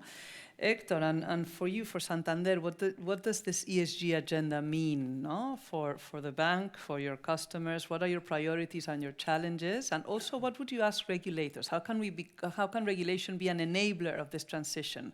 That's a difficult question, but I think you're ready to answer it because we've discussed it before. Yeah, first of all, Onur, I believe we're deceiving the auditorium because there is no confrontation. I tend to agree with you in almost everything that you have said. So anyway, sorry guys. Look, I think it's quite important to understand, and the core of this is basically turning the brown into green. Okay, that's a core thing that we need to understand. And in order to be able to do that, we need to understand many of the things, and I don't want to repeat a lot of what Onur said because he was very didactical in the sense of how he explained it, but we need to be concentrated in hydrogen, in all this, because the technology is available today. The thing is that we need to be able to finance that technology to be available to all of us at the right price and at the right cost, okay? And this is basically the most important part. We need to be able, and that basically goes hand in hand with the regulation, to be able to finance the transition, okay? The transition is tremendously important. Madame Lagarde, in a speech probably a week or 2 weeks ago, said that it's going to cost in the European area just about 620 billion per year to finance the transition up until 2030. I believe it's going to take a lot more time and a lot more euros in order to be able to achieve that transition. So it's quite important to understand that. And you said at the beginning that 70% of all that is going to have to be financed by banks. So together with that, we need to have a combination and the right framework to be able to do it in the right way. And the regulation needs to understand that we need to be able to do that. And you only achieve that through growth and do structuring a virtuous cycle in order to be able, for us to be able to accommodate that and be able to make it, okay? We have the opportunity to participate in many countries that are not as lucky as Europe is with the social structure that we have and with the technology and the availability of the different things that we have at hand. We are in countries such as Peru, Colombia, Mexico, Brazil, Argentina, which basically lack the most basic resources. So they don't want even to discuss about green. They want brown, at least to have a roof on their heads. So this is a particular thing that we need to understand because this is a matter that it not just concerns Europe. It concerns the whole world. And you were saying about private and public, yes, but about every single country around. This cannot be handled by Europe itself. This cannot be handled by the banking system basically pushing the green. This needs to be handled by all of us, very well coordinated, and very well coordinated in between all the governments, because they need to understand and we need to have a common agenda. Because this is a humongous task. And going back to the amount of money that we require and able to do that, is not going to be enough unless if we work together and we have the enablers and we become the enablers of this transition. If we don't have that, then it's going to take longer and much longer than that. I think I can't agree more. And unfortunately, we have to draw this conversation to an end. It's a pity because I could spend hours here listening to you both. We learned so much from your vision and your very clear answers and remarks. I think we have not seen confrontation because it's very clear that we share, no, the sector as a whole, the responsibility and the vision of the role that this sector plays, and particularly in Europe with so many challenges. I think the message that I get from all you say in all the areas that we've discussed, digital and the green transition and the financing, is how important, what an important pillar the banking sector is of the economy, of the European agenda, and how we are there to support growth, competitiveness, and social progress. So thank you very much. I want to take this opportunity also to thank the team, Maria and José Luis and David and Javier, you're all here, and of course our colleagues from the European Association associations for sharing this afternoon with us. And I have to say I'm so proud of our banks here and the banking sector in general that shares this very clear vision. Thank you very much. Thank you.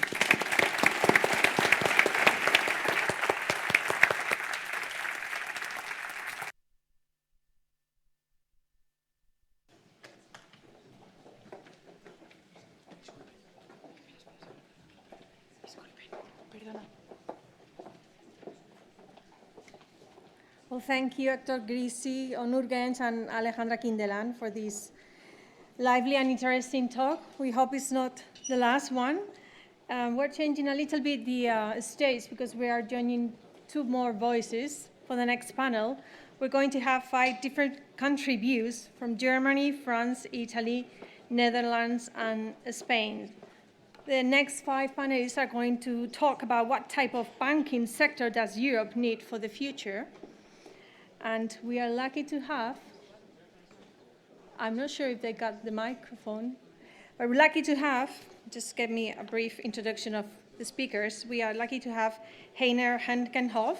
He's the CEO of German Association of Private Banks since April 2023. Before this appointment, he was managing director at Commerzbank and head of publicity affairs for 14 years.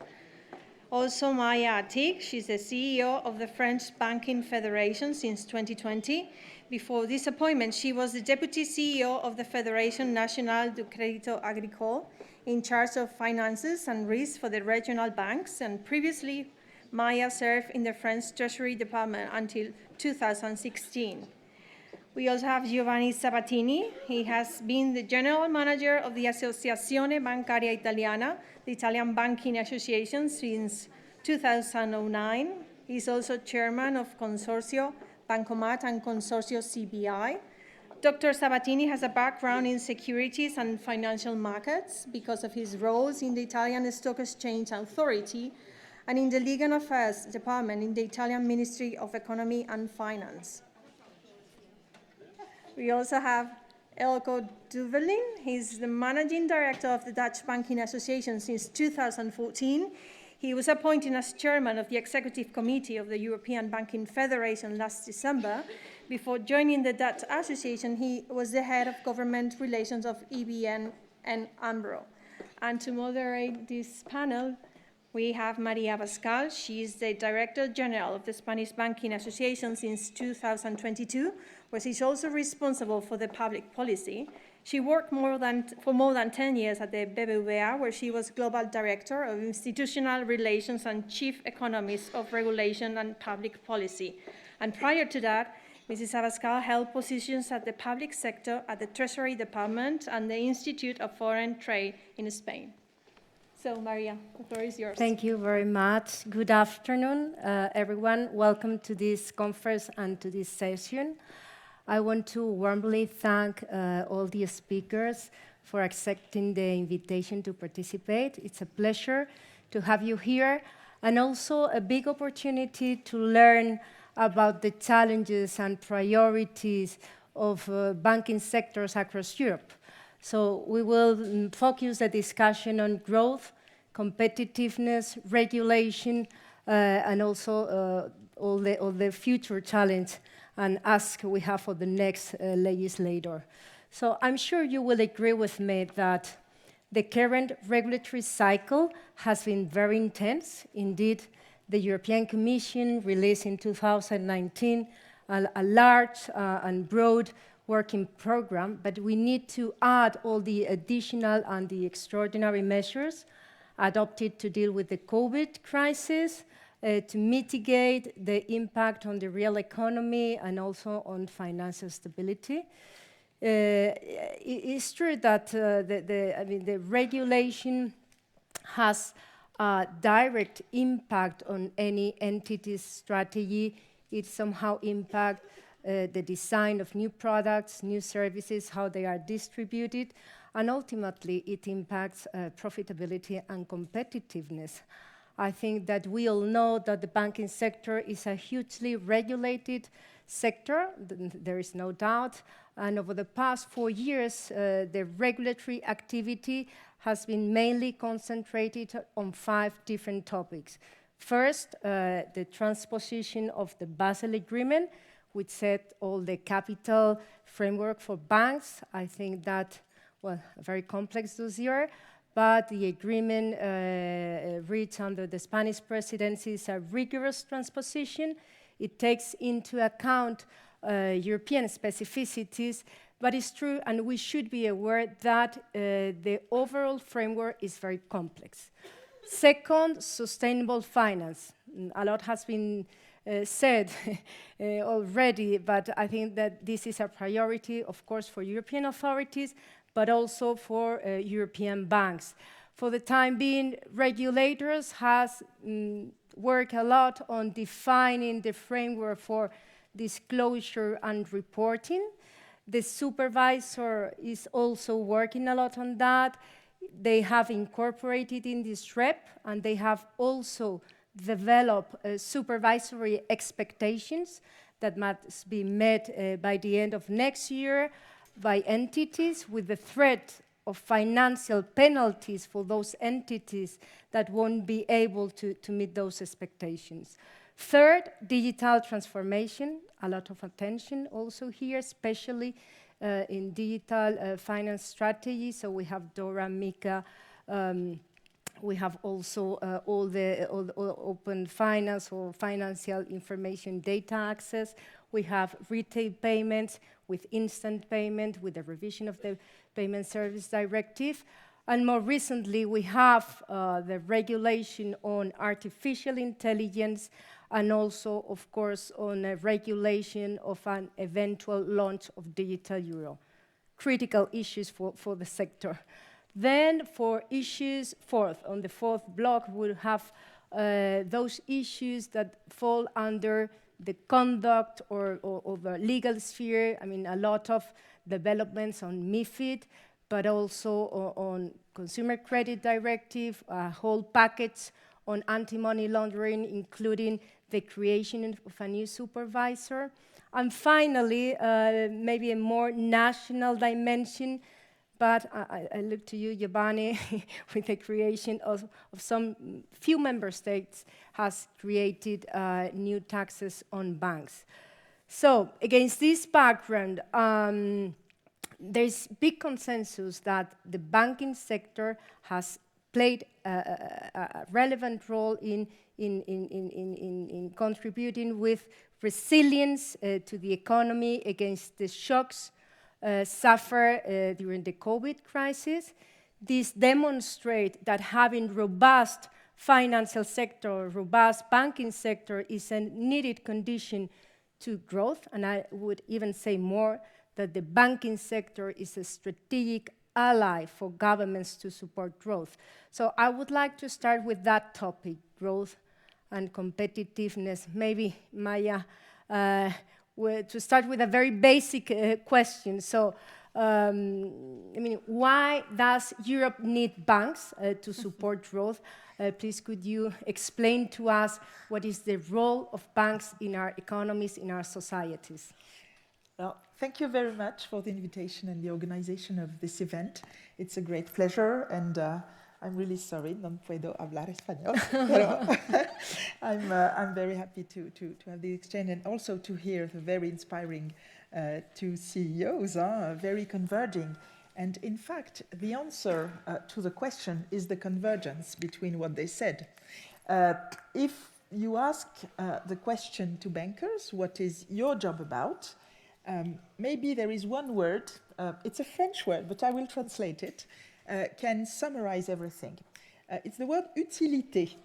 So it's an interesting word. I'm quoting it in French because, in fact, if you listen to utilité, you hear utility. Utility is a basic service that is in the economy that covers a lot of people, a lot of territories, a lot of sectors, but it's a basic service. It's sort of a compulsory service. It's not nice to have, it's a must-have, and you're not always very happy to ask for this service. But in fact, the real meaning of the word utilité in French is usefulness. And banking is about being useful in three ways that I will summarize. First one is to provide day-to-day services to the mass market.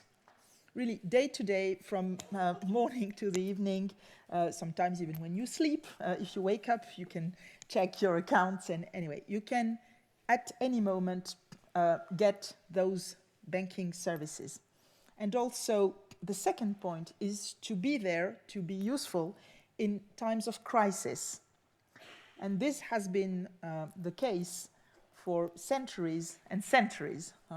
And of course, in the latest years, with the most recent crisis, for me, I've been in this position since March 2020. I can talk for hours about everything that was done during COVID, both for retail payments or for financing companies or states.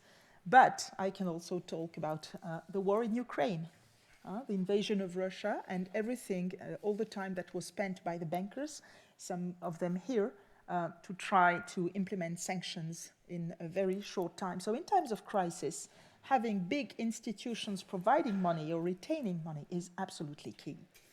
And the third kind of usefulness is to be useful in transitions. And here again, it's a historical mission. If all our countries in Europe went from an agricultural economy to an industry economy and then to services economy, or went from national economies to international economies, they did it with investment, with money, with credit. So basically, our job is to manage deposits, to turn them into credits, to provide day-to-day services, to be useful at all times for the mass market. So it's very unique, and there is no other industry doing this. Thank you, Maya. Eelco, what would you ask the next legislators after the election and the new commission is formed to promote growth and competitiveness? And how do you see the ongoing discussion of open strategic autonomy that Europe is pursuing? So thank you so much, and let me take this opportunity to thank you and Alejandra and the team for this fantastic day, and also for your leadership. I mean, we work closely together in Europe, and I'm a strong believer in Europe, and I very much welcome the idea of having these kind of conferences to learn from each other and to together build Europe even further. And for me, competitiveness and the next legislative cycle is very much linked. Because we have such a heavy burden of regulation, and I'm not here to complain, because we deal with it. And at the same time, we need to tweak all this regulation to be able to help our customers through these transitions. It's very clear that we're in a digital transition, we're in a sustainable transition, and we need banks, we need private money to fund these transitions. And at the same time, we are in a very fierce competitive global scenario, where we see that global tensions are rising and there's a lot of things going on around us.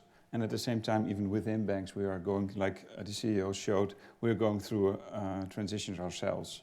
So there's a lot of things that come together, I think, for the next European Commission and the next European Parliament. And I would like really to ask them to keep things simple and to make a list of priorities that start with the European, to having a strong Europe. Autonomous Europe that remains open, because I truly believe that the openness of Europe is also very much an advantage, because we've always been reaching out into the world and cooperating with other geographies, and we need to keep it that way. So there's a lot of work to do, I would say. Okay, thank you, Eelco. Heiner, what type of banks does Europe need to keep supporting growth today and in the future? And how is the sector in terms of resilience and competitiveness? Yes, thank you. Thank you from my side for the conference. I think everything's been said. Great conference. It is great to be here in Madrid. Thanks for having me. Thank you. So when it comes to growth, we need a strong economy. We all heard about that. And if we look into the report the ECB published today, we see that the outlook for the economy is still a little bit shaky. So there are a lot of things ahead of us. We heard about that. A lot of things that have to be invested in. If we look into the economy, especially in Germany, the companies are very reluctant towards investing to the future, because they are They don't see clarity. There are many problems ahead of us: inflation, energy prices, shortage of labor force. So that's a lot of problems ahead of us. So companies are waiting to invest. But what we need is investment. There's a vast amount of investment necessary. We already heard that from the CEO. The EU Commission told us that there is the amount of about 600 billion euros a year ahead of all the investment we need. So this is a huge amount of money which is necessary to bring the transformation on the road. When we look into Germany, we had an interesting decision this week by the Supreme Court in Germany, and the Supreme Court decided that a fund the German government put up for COVID, and there was some money left in it, they were not allowed to use for the green transition. That's what they planned. Now there's a huge problem in the German business, in the German budget, in the federal budget, so they have to find another way to finance all the things when it comes to transition, green transition and digital transition. So what is the answer to all of that? The answer can only be private money. Where can this private money come from? First of all, probably from the banks. Most of the companies, especially in Germany, and I think it's the same all over Europe, are financed via banks and balance sheets. But the amount, 600 billion euros a year, it's not possible to do all of that via bank balance sheet. So what we need is the capital markets union going on. We are talking about this for, let's say, 10, 15 years. We have made some progress, but we are far away from reaching it. So we need something in between, and this could probably be the topic of securitization. So securitization might help banks to offload their balance sheet and to get new space to give more credit to companies that are willing to invest and that don't have access to capital markets on their own. So this is something that we think in the next period and probably during the next few months should be of really great importance for the European legislators, because once you talk to banks in Europe, probably in Frankfurt last week, I talked to some bankers from international banks and asked them, why didn't you do the securitization stuff here in Frankfurt? Why do you do it in London or elsewhere? And they told me, okay, we tried to do something here in Frankfurt. This took us 3 years. The same thing we do in London in 3 months. So there must be something going on with the regulation. Regulation is really important for competitiveness of banks. And we need strong banks. We need competitive banks. Banks are only competitive when they earn money. So regulation is one of the of utmost importance for the banks during the next few months. Thank you. Well, absolutely agree. Giovanni, there is a lot of political pressure around growth in banking earnings. So I would like to know your view on these initiatives of creating new tax banks, and really we can really talk about windfall profits. How do you see it? Yes, well, first of all, thank you so much for having organized this Madrid Banking Summit, and I'm really grateful to Alejandra, to you, to the Spanish Banking Association for this excellent organization. And before answering to your question, let me start with two comments on what has been said by Eelco and Maya. First, why we have such a convergent views, even if we come from different countries? Because I think that the banking sector and the banking union, notwithstanding, is still incomplete. I think is the most advanced form of European integration. And that's why it's natural for us to have a European perspective when we address issues and problems. Secondly, I would add a fourth function for the banking sector to the three mentioned by Maya. We are the best ally of the institution in fighting crime, terrorism. This is sometimes not very well appreciated by the general public, but every day our employee check and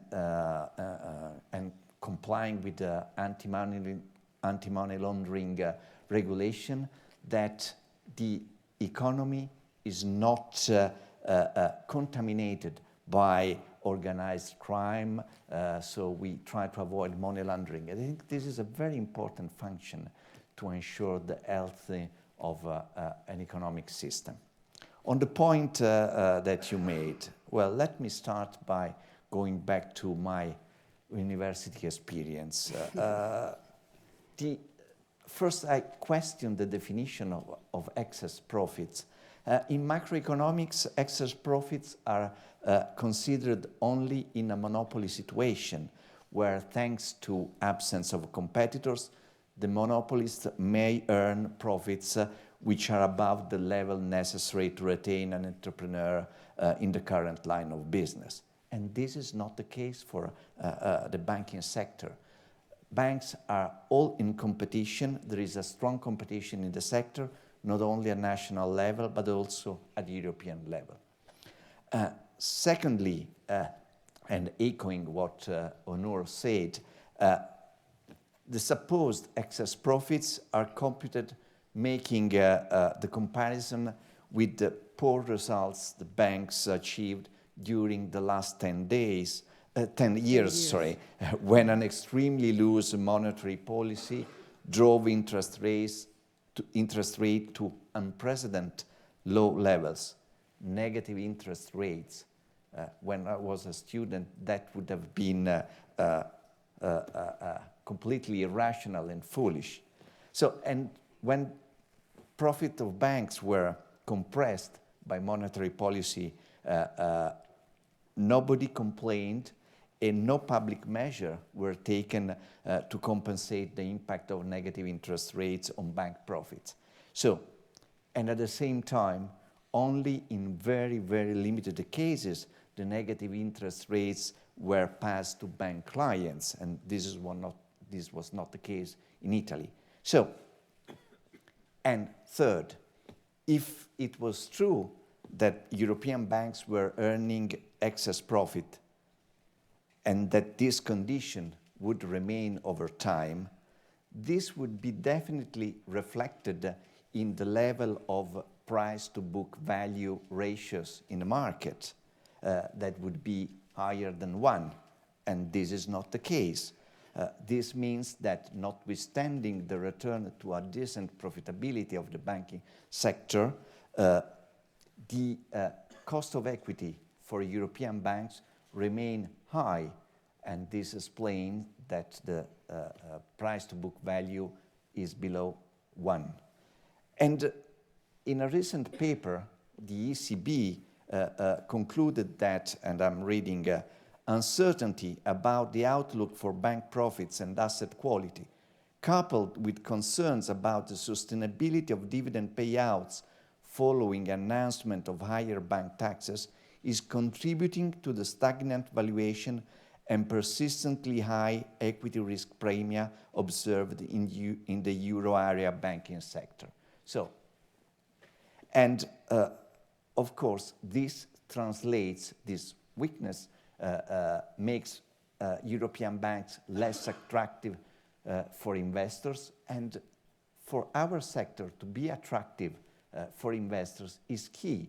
We need to raise capital as other firms, well, more than other firms, because we are under the constraints of very pushy regulation in terms of capitalization.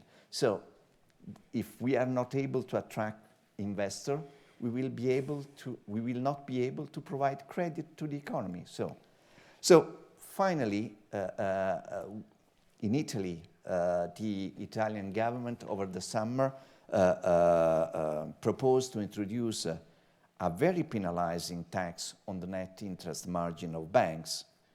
But thanks to the argument that ECB first and also the Italian Banking Association put forward, the government kept the tax but offered the bank an option.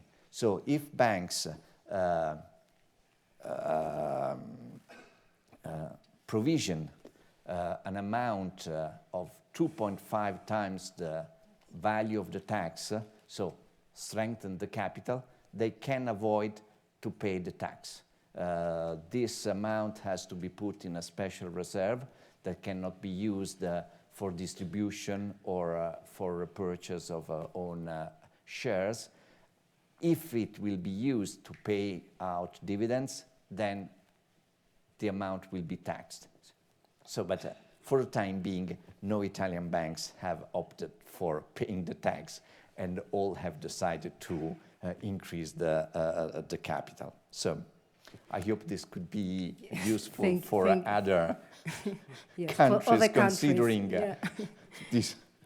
Thank you very much, Giovanni. Now I would like to move on to the future and what are the challenges for the next legislative cycle. Following up with an issue that Giovanni raised, since 2008, the complexity of the regulatory framework in the banking system has increased exponentially, but we don't have really a holistic view of this framework. And this happened at the same time as market valuation of European banks are moving away and are lower than the American one. So what can be done to increase the investor appetite for European banks so as to have a robust base of investors in banks?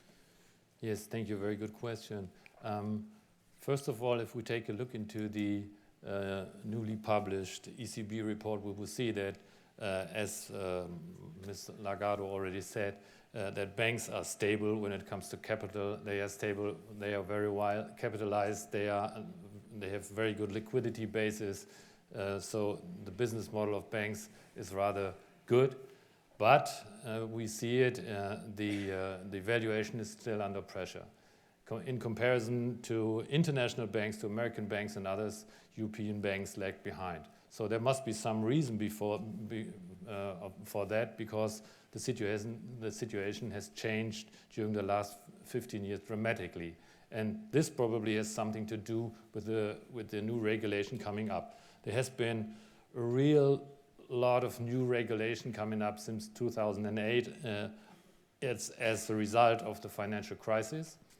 And in the midst of all of this was the idea of stabilizing the financial sector. So stability of the financial sector was always in the center of all this regulation. But now the situation had completely changed. Many of this regulation has been made on a green table, so it's far away from the real life, and it has never been tested, the interactivity between different regulations and how does that work in the market. We have regulations in several areas, for example, when it comes to capital regulation, which is not clear. It's extremely complex. We have double countings. We have different things that don't go together. So I think what we need for the time being is a review of this regulation. We need a clear review of the regulation. We do not have to regulate each and every single thing going on in a bank. We should focus on the real important topics. We should focus on stability, but we couldn't leave behind the idea of competitiveness. I think nobody of us is interested in destabilizing the banks or the banking sector by regulation. But what we need is the opportunity for more competitiveness, because competitiveness is key if you want to be profitable.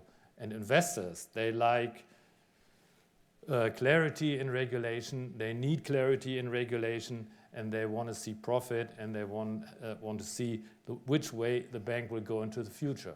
And it needs to be a long-term perspective, so regulation must focus on this. And what we see now is still going on, very complicated regulation. If you look, for example, into the taxonomy for the green transition, extremely complicated, very, very detailed, puts a lot of bureaucracy, high costs on the banks. and causes the affects their profitability. So regulation is, of course, a very important point for the profitability of banks. We need changes in that field. And one last point I would like to mention, we have some more political decisions being put forward. We already heard about banking taxes that hamper the profitability of banks. And another thing is probably the changes in the minimum reserves within the banks. So there are political decisions that affect banks too. So taking all that together, we should really change the regulation to give the banks the opportunity to be competitive to international competitors. Thank you, Eelco. Moving on to sustainable finance, how do you see in the Netherlands? Europe is leading this green transition. So how do you think would be the priority action? And do you think we have an efficient framework here? And are we going at the right speed? As Heiner mentioned, that we have a very detailed taxonomy. Well, there is still something to fix. How do you see it? Well, I think we all agree we have the Paris goals. We need to meet these goals. We're trying to do everything we can to do so. We've done a lot in the Netherlands, like you have in Spain and in many other countries. And we have a national climate agreement for the financial sector, where we on quarterly and yearly basis track and report the pace of the transition and are very transparent about where we are with all our investments. We've recently started an ESG data project to get the right data, for going through all the sectors to get the right data, the right definitions in place. And this is all work we need to do. And at the same time, let me give you an example. I live in the Netherlands. I live 1 hour from Amsterdam, and the house where I live in is below sea level. I live 10 meters below sea level. By the way, if you're ever in Amsterdam and you land in Amsterdam airport, you land below sea level, so be aware. But what do you think the biggest threat for my house is? Float. Water, flow, that's what people would think. But it's not, it's drought. Because of the climate change, the summers are getting hotter, and the water in the ground in the summer is going down. And my house, like many other houses, is yours probably too, Wim, you have an old house as well, is built on wooden poles. Mm-hmm. And if these wooden poles are not in the water, they will start rotting. Mm-hmm. So I probably need to replace the poles under my house within the coming 10 to 20 years. And the estimated cost of this is 200,000 euros only for my house. And there are many people in the Netherlands that face this problem. This threat is not priced in the value of my house. This threat is not in the risk profile of my mortgage. So it's not only about how we're going to mitigate the climate change, it's also very much how we're going to adapt to it. And what does it mean for our clients? What does it mean for our financial sector? So for me, I totally agree with Heiner that this green taxonomy is very complicated. So we need to look at that together with legislators, and I hope we can simplify it. But it's very much also about transition. So what we need to do also on a European level is try to look at what are the pathways for these transitions for all these sectors, for all our clients, and how are we going to organize these transitions. And therefore we also need transition taxonomy, which I hope we can keep very simple. But I think that's something, and Tony, you're here as well, leading a lot of this work that we have ahead of us. And we need to become smarter as well. And you mentioned, Giovanni, anti-money laundering, which might seem very different from climate change, but there are parallels. Because we saw in the Netherlands we have 13,000 people working in banks on checking clients. And it's really the burden of ticking the box and the burden for clients to become a client or to be monitored by a bank is very high. So we also looked at how can we be smarter and more efficient in doing this.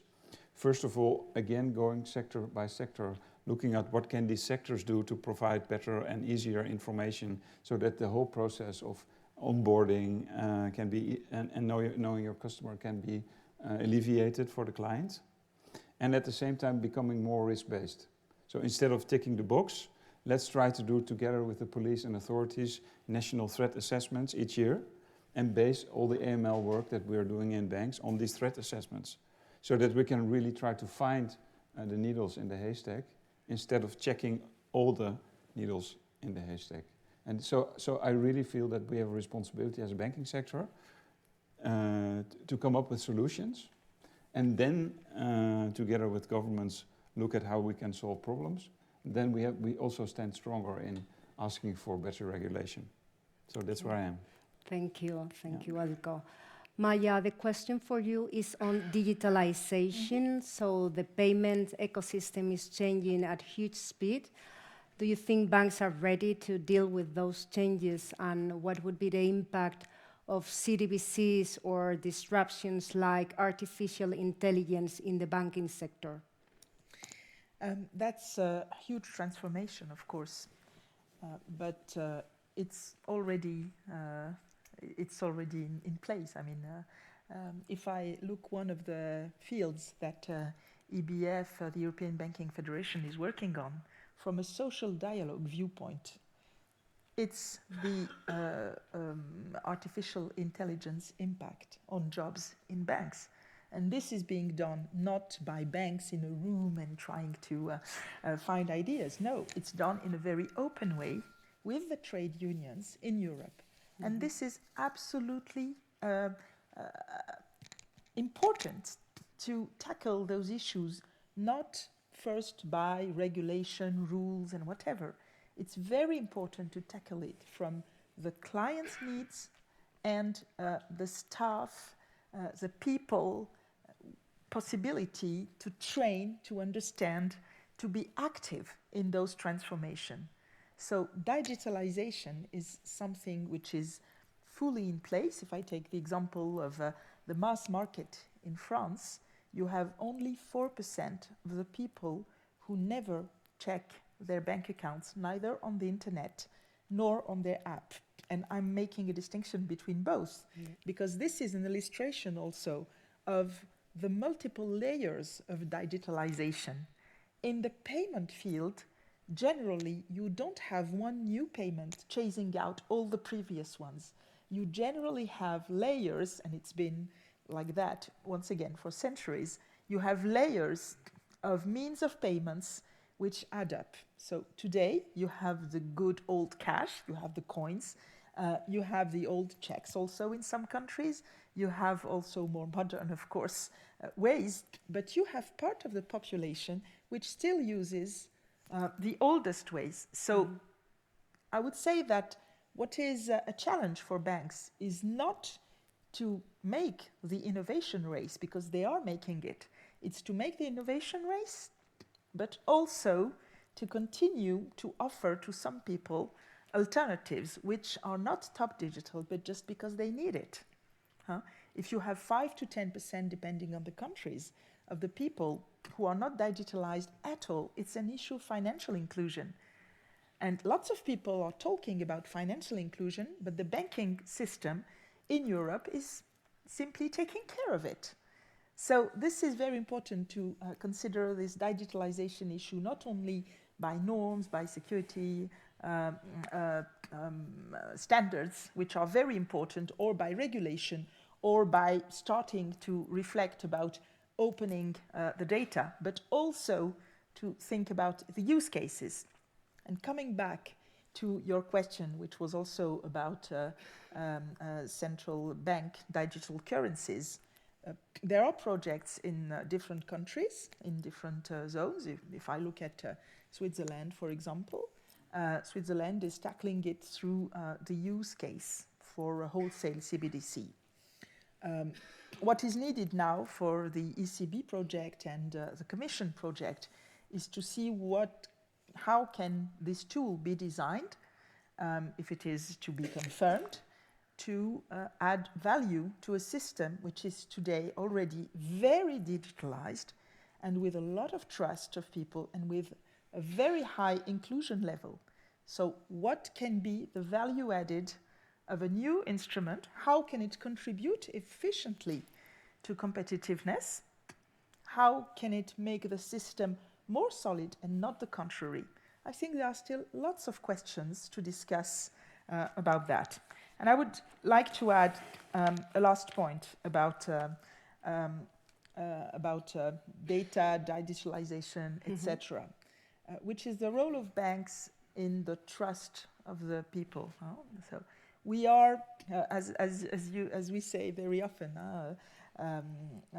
we are those institutions or those companies where it is very important to have the trust of your clients.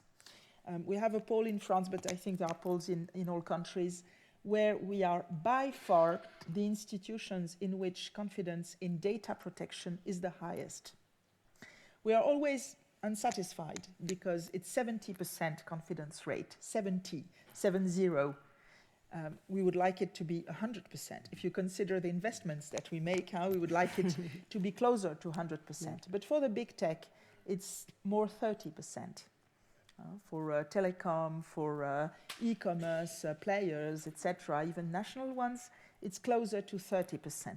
So it's very important to avoid in all the new rules or projects, regulatory projects, to I would say, to lower this confidence level, because opening data can be useful for some use, but if you open it for slight uses, but then you destroy the confidence of people, I think that you've lost a major asset, which is the trust of people in the deposits and the data that they give to the banks. So lots of things are at stake, but first think client and think about the staff, the employees who need to be part of this digitalization. Okay, thank you very much. Not an easy one. Giovanni, last but not least, I mean, we have big structural changes and challenges ahead of us in Europe. So how do we finance all these investment needs for the green transition, the digital transition? Do you think we need in Europe still to further integrate this banking union and further integrate and build really capital markets in Europe? Yes, well, this is a very good question to conclude this panel. Again, as has been rightly said by Alejandra, European banks are a pillar of the European strategy in supporting the European economy, competitiveness, strategic autonomy, but we need an enabling regulatory framework. What does it mean? 4 points. First, regulation should strike the right balance between financial stability and growth and competitiveness. And here I think European institutions should reconsider the mandate given to the ESAs and balance in their mandate the search for financial stability, at the same time avoid jeopardizing growth and competitiveness, because in the end, financial stability is a precondition for growth, but in the long term, without growth, there is no financial stability. Second, the role of regulation and supervision is key, but zero risk does not exist in nature. So avoid the temptation to regulate everything. Avoid the risk of micro-regulation. This leads to excessive burdens for banks, leads to focus on interpretation of rules rather than on business, implies huge compliance costs, lack of competitiveness, as has been recognized in the comparison between US and EU banks, and also moving risks from an over-regulated sector to poorly or not regulated area. Third, we need to ensure a level playing field with other jurisdiction and with other sector, according to the old motto, same activity, same risk, same rules, and same supervision. And finally, as you noted, we need to complete the banking union, but with a pragmatic approach, avoiding additional burdens on banks. And I'm referring, for instance, to the risk that the CMDI proposal will increase the contribution to national DGS, and also removing the obstacle that refrain banks from exploiting the benefit of a banking union as a true single jurisdiction. Fifth, we need also a capital markets union, because according to the figures provided by President Lagarde, every year the green transition will require 620 billion euro per year for now up to 2030. On top of that, the digital transformation will require an additional 125 billion euro per year. So public finance and also bank lending will not be sufficient to finance this huge amount of investment. So we need to complete the banking union. And banks can play a role also in fostering the process of creating a real capital markets union. And also is in the interest of the banks to have a liquid and deep capital markets union, because this would imply a sufficiently large securitization market, allowing banks to transfer some of the risk to investors, release capital, and unlock additional lending. So banking union and capital markets union are the two faces of the same coin, so in supporting the growth and competitiveness of the European economy. Okay, well, the panel has come to an end. Thank you very much to all of you for this great panel. I think interesting ideas and reflections has been shared. Maybe as a way of summarizing the discussion, I would say that it's clear that the banking sector is a strategic ally to support growth, and that we also need a revision, a holistic review of regulation, not to deregulate the sector, but to get to a more efficient framework. Thank you very much.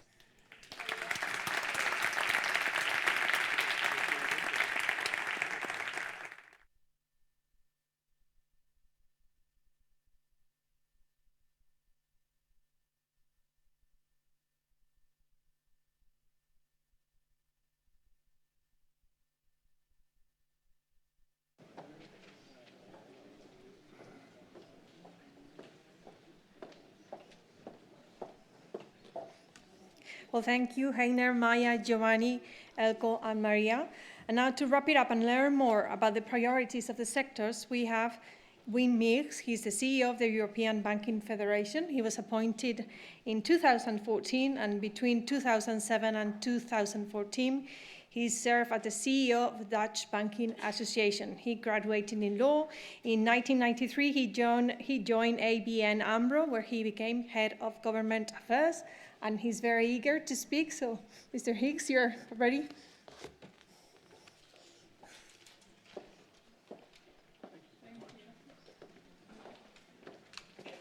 I wouldn't say eager to speak, because what an afternoon it was.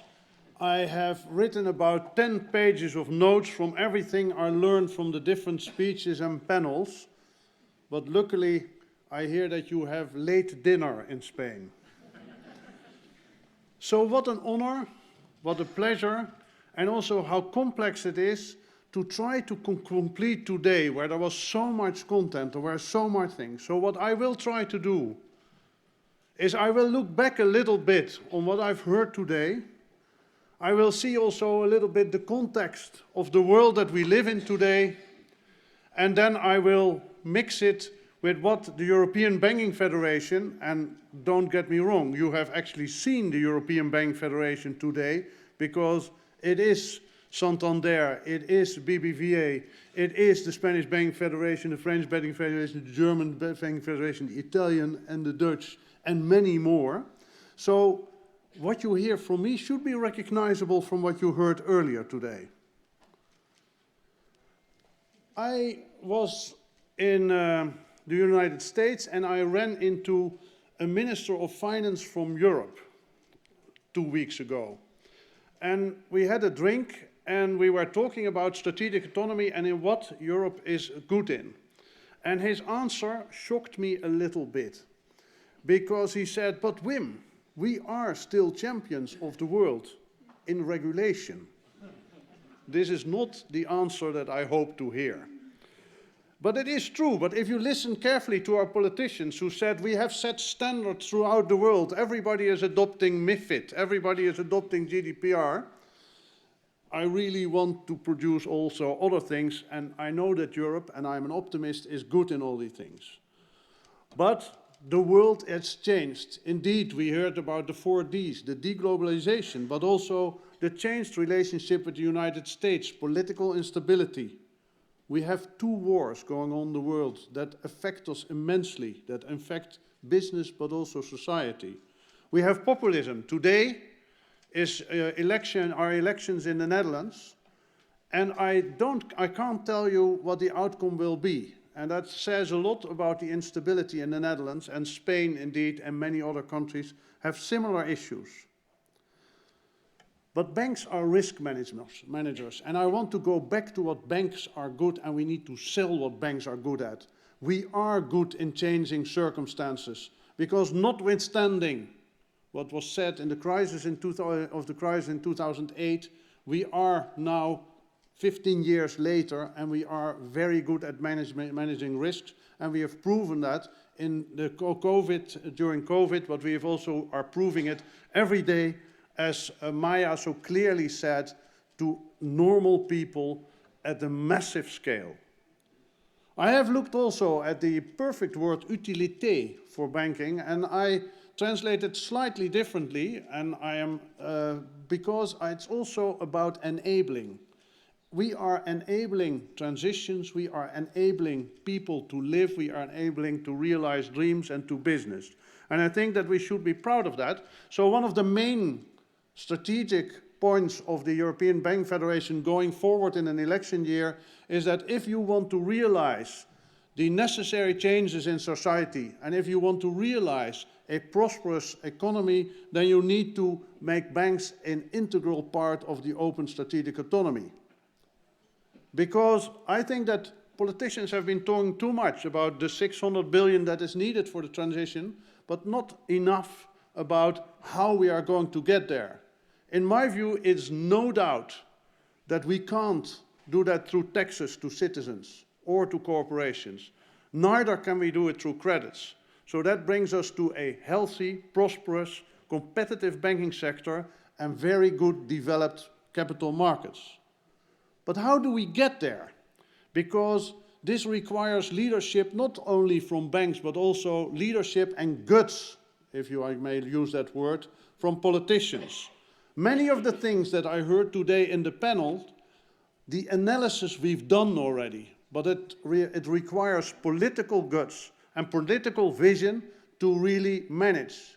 The Capital Markets Union, those of you who have been in banking for a long time, know that we are still talking about the Giovanni barriers, and that we still haven't solved insolvency law throughout the countries. So what we need is really some political guts to now break through. The same for securitization.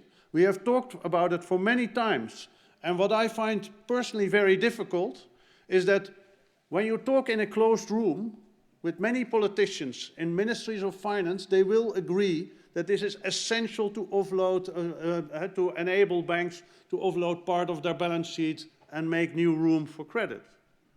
But the moment they get on a stage, they sound as one of the main characters of the movie Margin Call again. And that is really an issue. And it's more of an issue if we really want to make the changes to a more sustainable and a digitalized world that we need so many investments in. So leadership is needed for a vision on the strategic autonomy, because what I will be asking is, what kind of banks do you expect in 10 years? We know, we are bankers, but now I want to know from our political leaders as well. And indeed, if you look at an integrated regulatory supervisory framework, We need the banking union, and I'm a big supporter of the European supervision. I believe that in a relatively short time, we have a credible and professional supervisor that is also open for discussion and open to feedback. But indeed, and here I get back again to the political guts, the reason why it's so hard to integrate the banking sector is indeed the cost of capital and the inability to move capital and liquidity freely through the banking union. But the reason for that is very simple, because as long as our national competent authorities have people leading them that are nominated at the national level, for them it will be very dangerous to open up and again run the risk that they lose control of the capital and the mandate in their own countries. So again, that's where we need to help them. Capital Markets Union indeed is essential. Better developed, deeper and liquid capital markets. Capital Markets Union itself was a political idea that was launched by European Commissioner Hill at the time, and it worked for a long time. But now we need to look at new and practical ways to make it alive again. Because if you mention it, and many of you will recognize this, if you mention Capital Markets Union, it almost sounds like old-fashioned and stale, whereas it is more important than ever. So we need to look in the coming period at new ways to make it alive and to connect it to the goals that we have. And in the Capital Markets Union, indeed, I would also like to talk a little bit about the taxonomy, which is a great political idea to make Europe the most sustainable investment place on earth. But here you see where we run in the difficulty and the complexity of the Europe that we have. And again, this is not a reproach, it's just a fact that we need to improve. Because I spoke to, again, same trip to the United States, I spoke to a small banker who had many international clients who were very interested in investing in sustainable products in Europe. And he said to me, our lawyers went through all 500 pages of the taxonomy and all 1,000 pages of the delegated acts, and we tested 350 of our products to see if we could adapt them. He said, do you know how many ended on the other end of the pipeline which were able to be part of the taxonomy? 3 products.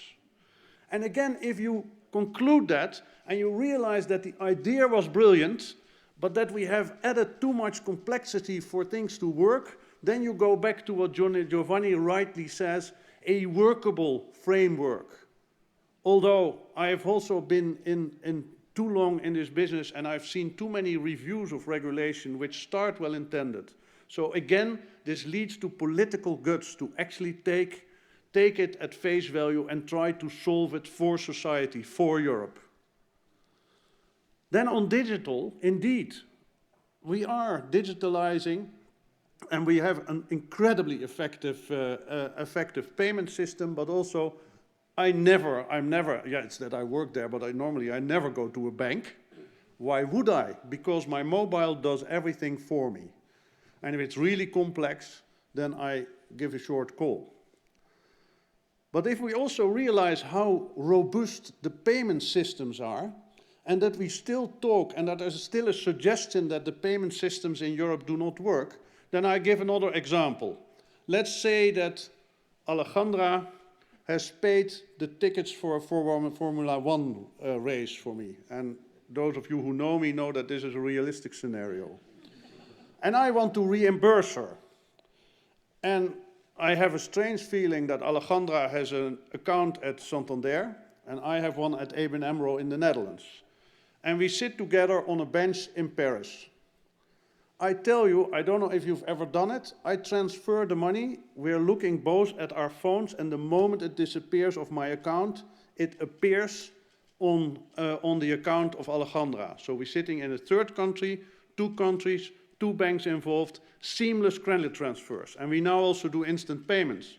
Nevertheless, if we have the digital euro, and I can absolutely understand why banks work on the digital euro, but the digital euro is now being sold together with a seamless payment system. And I would again argue that our political leaders and our regulators are underestimating the complexity of what banks contribute to society.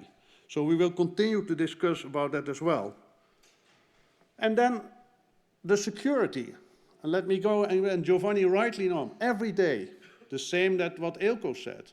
Thousands of people are working to keep our system safe from organized crime, from terrorism and others.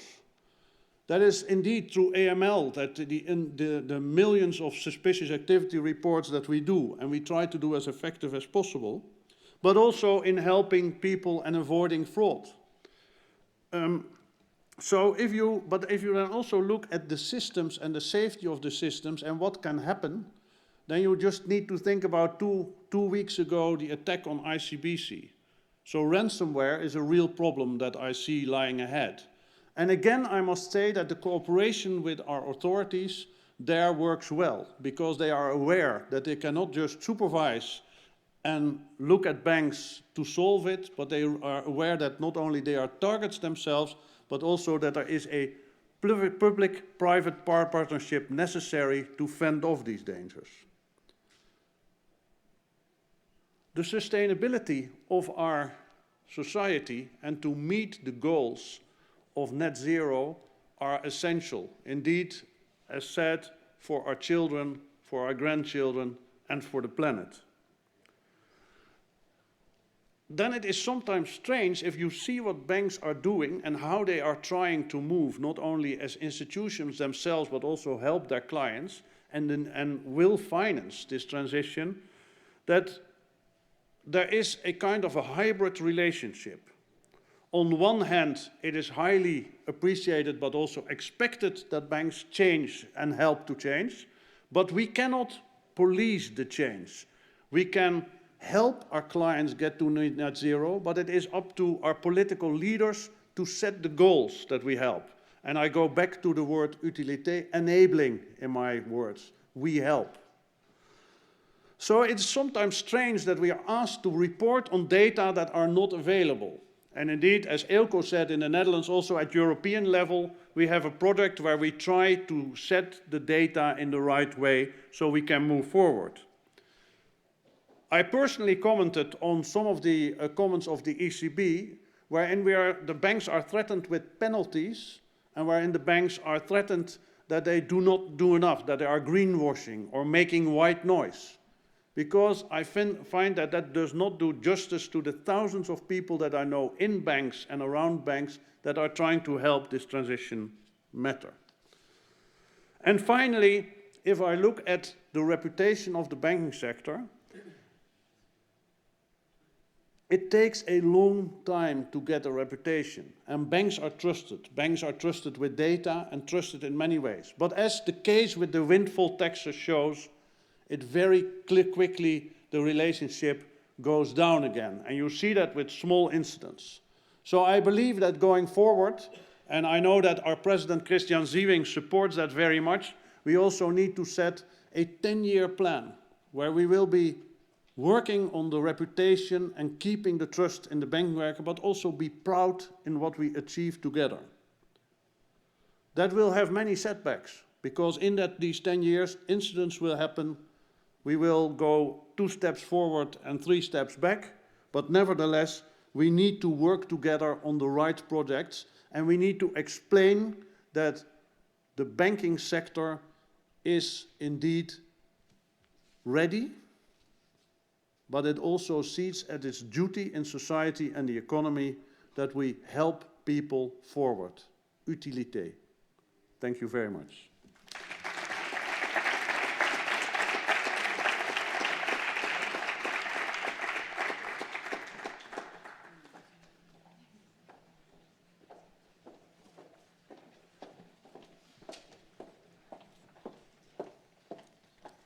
Thank you, Mr. Mix. When I promised you earlier that you will be home by dinner time, of course I have Spanish time in my mind. I didn't mention that, sorry. Thank you all the panelists and the speakers and moderators, and thank you to all the organization, all the people who made this possible. And thank you to you, the audience, for listening. Bye-bye.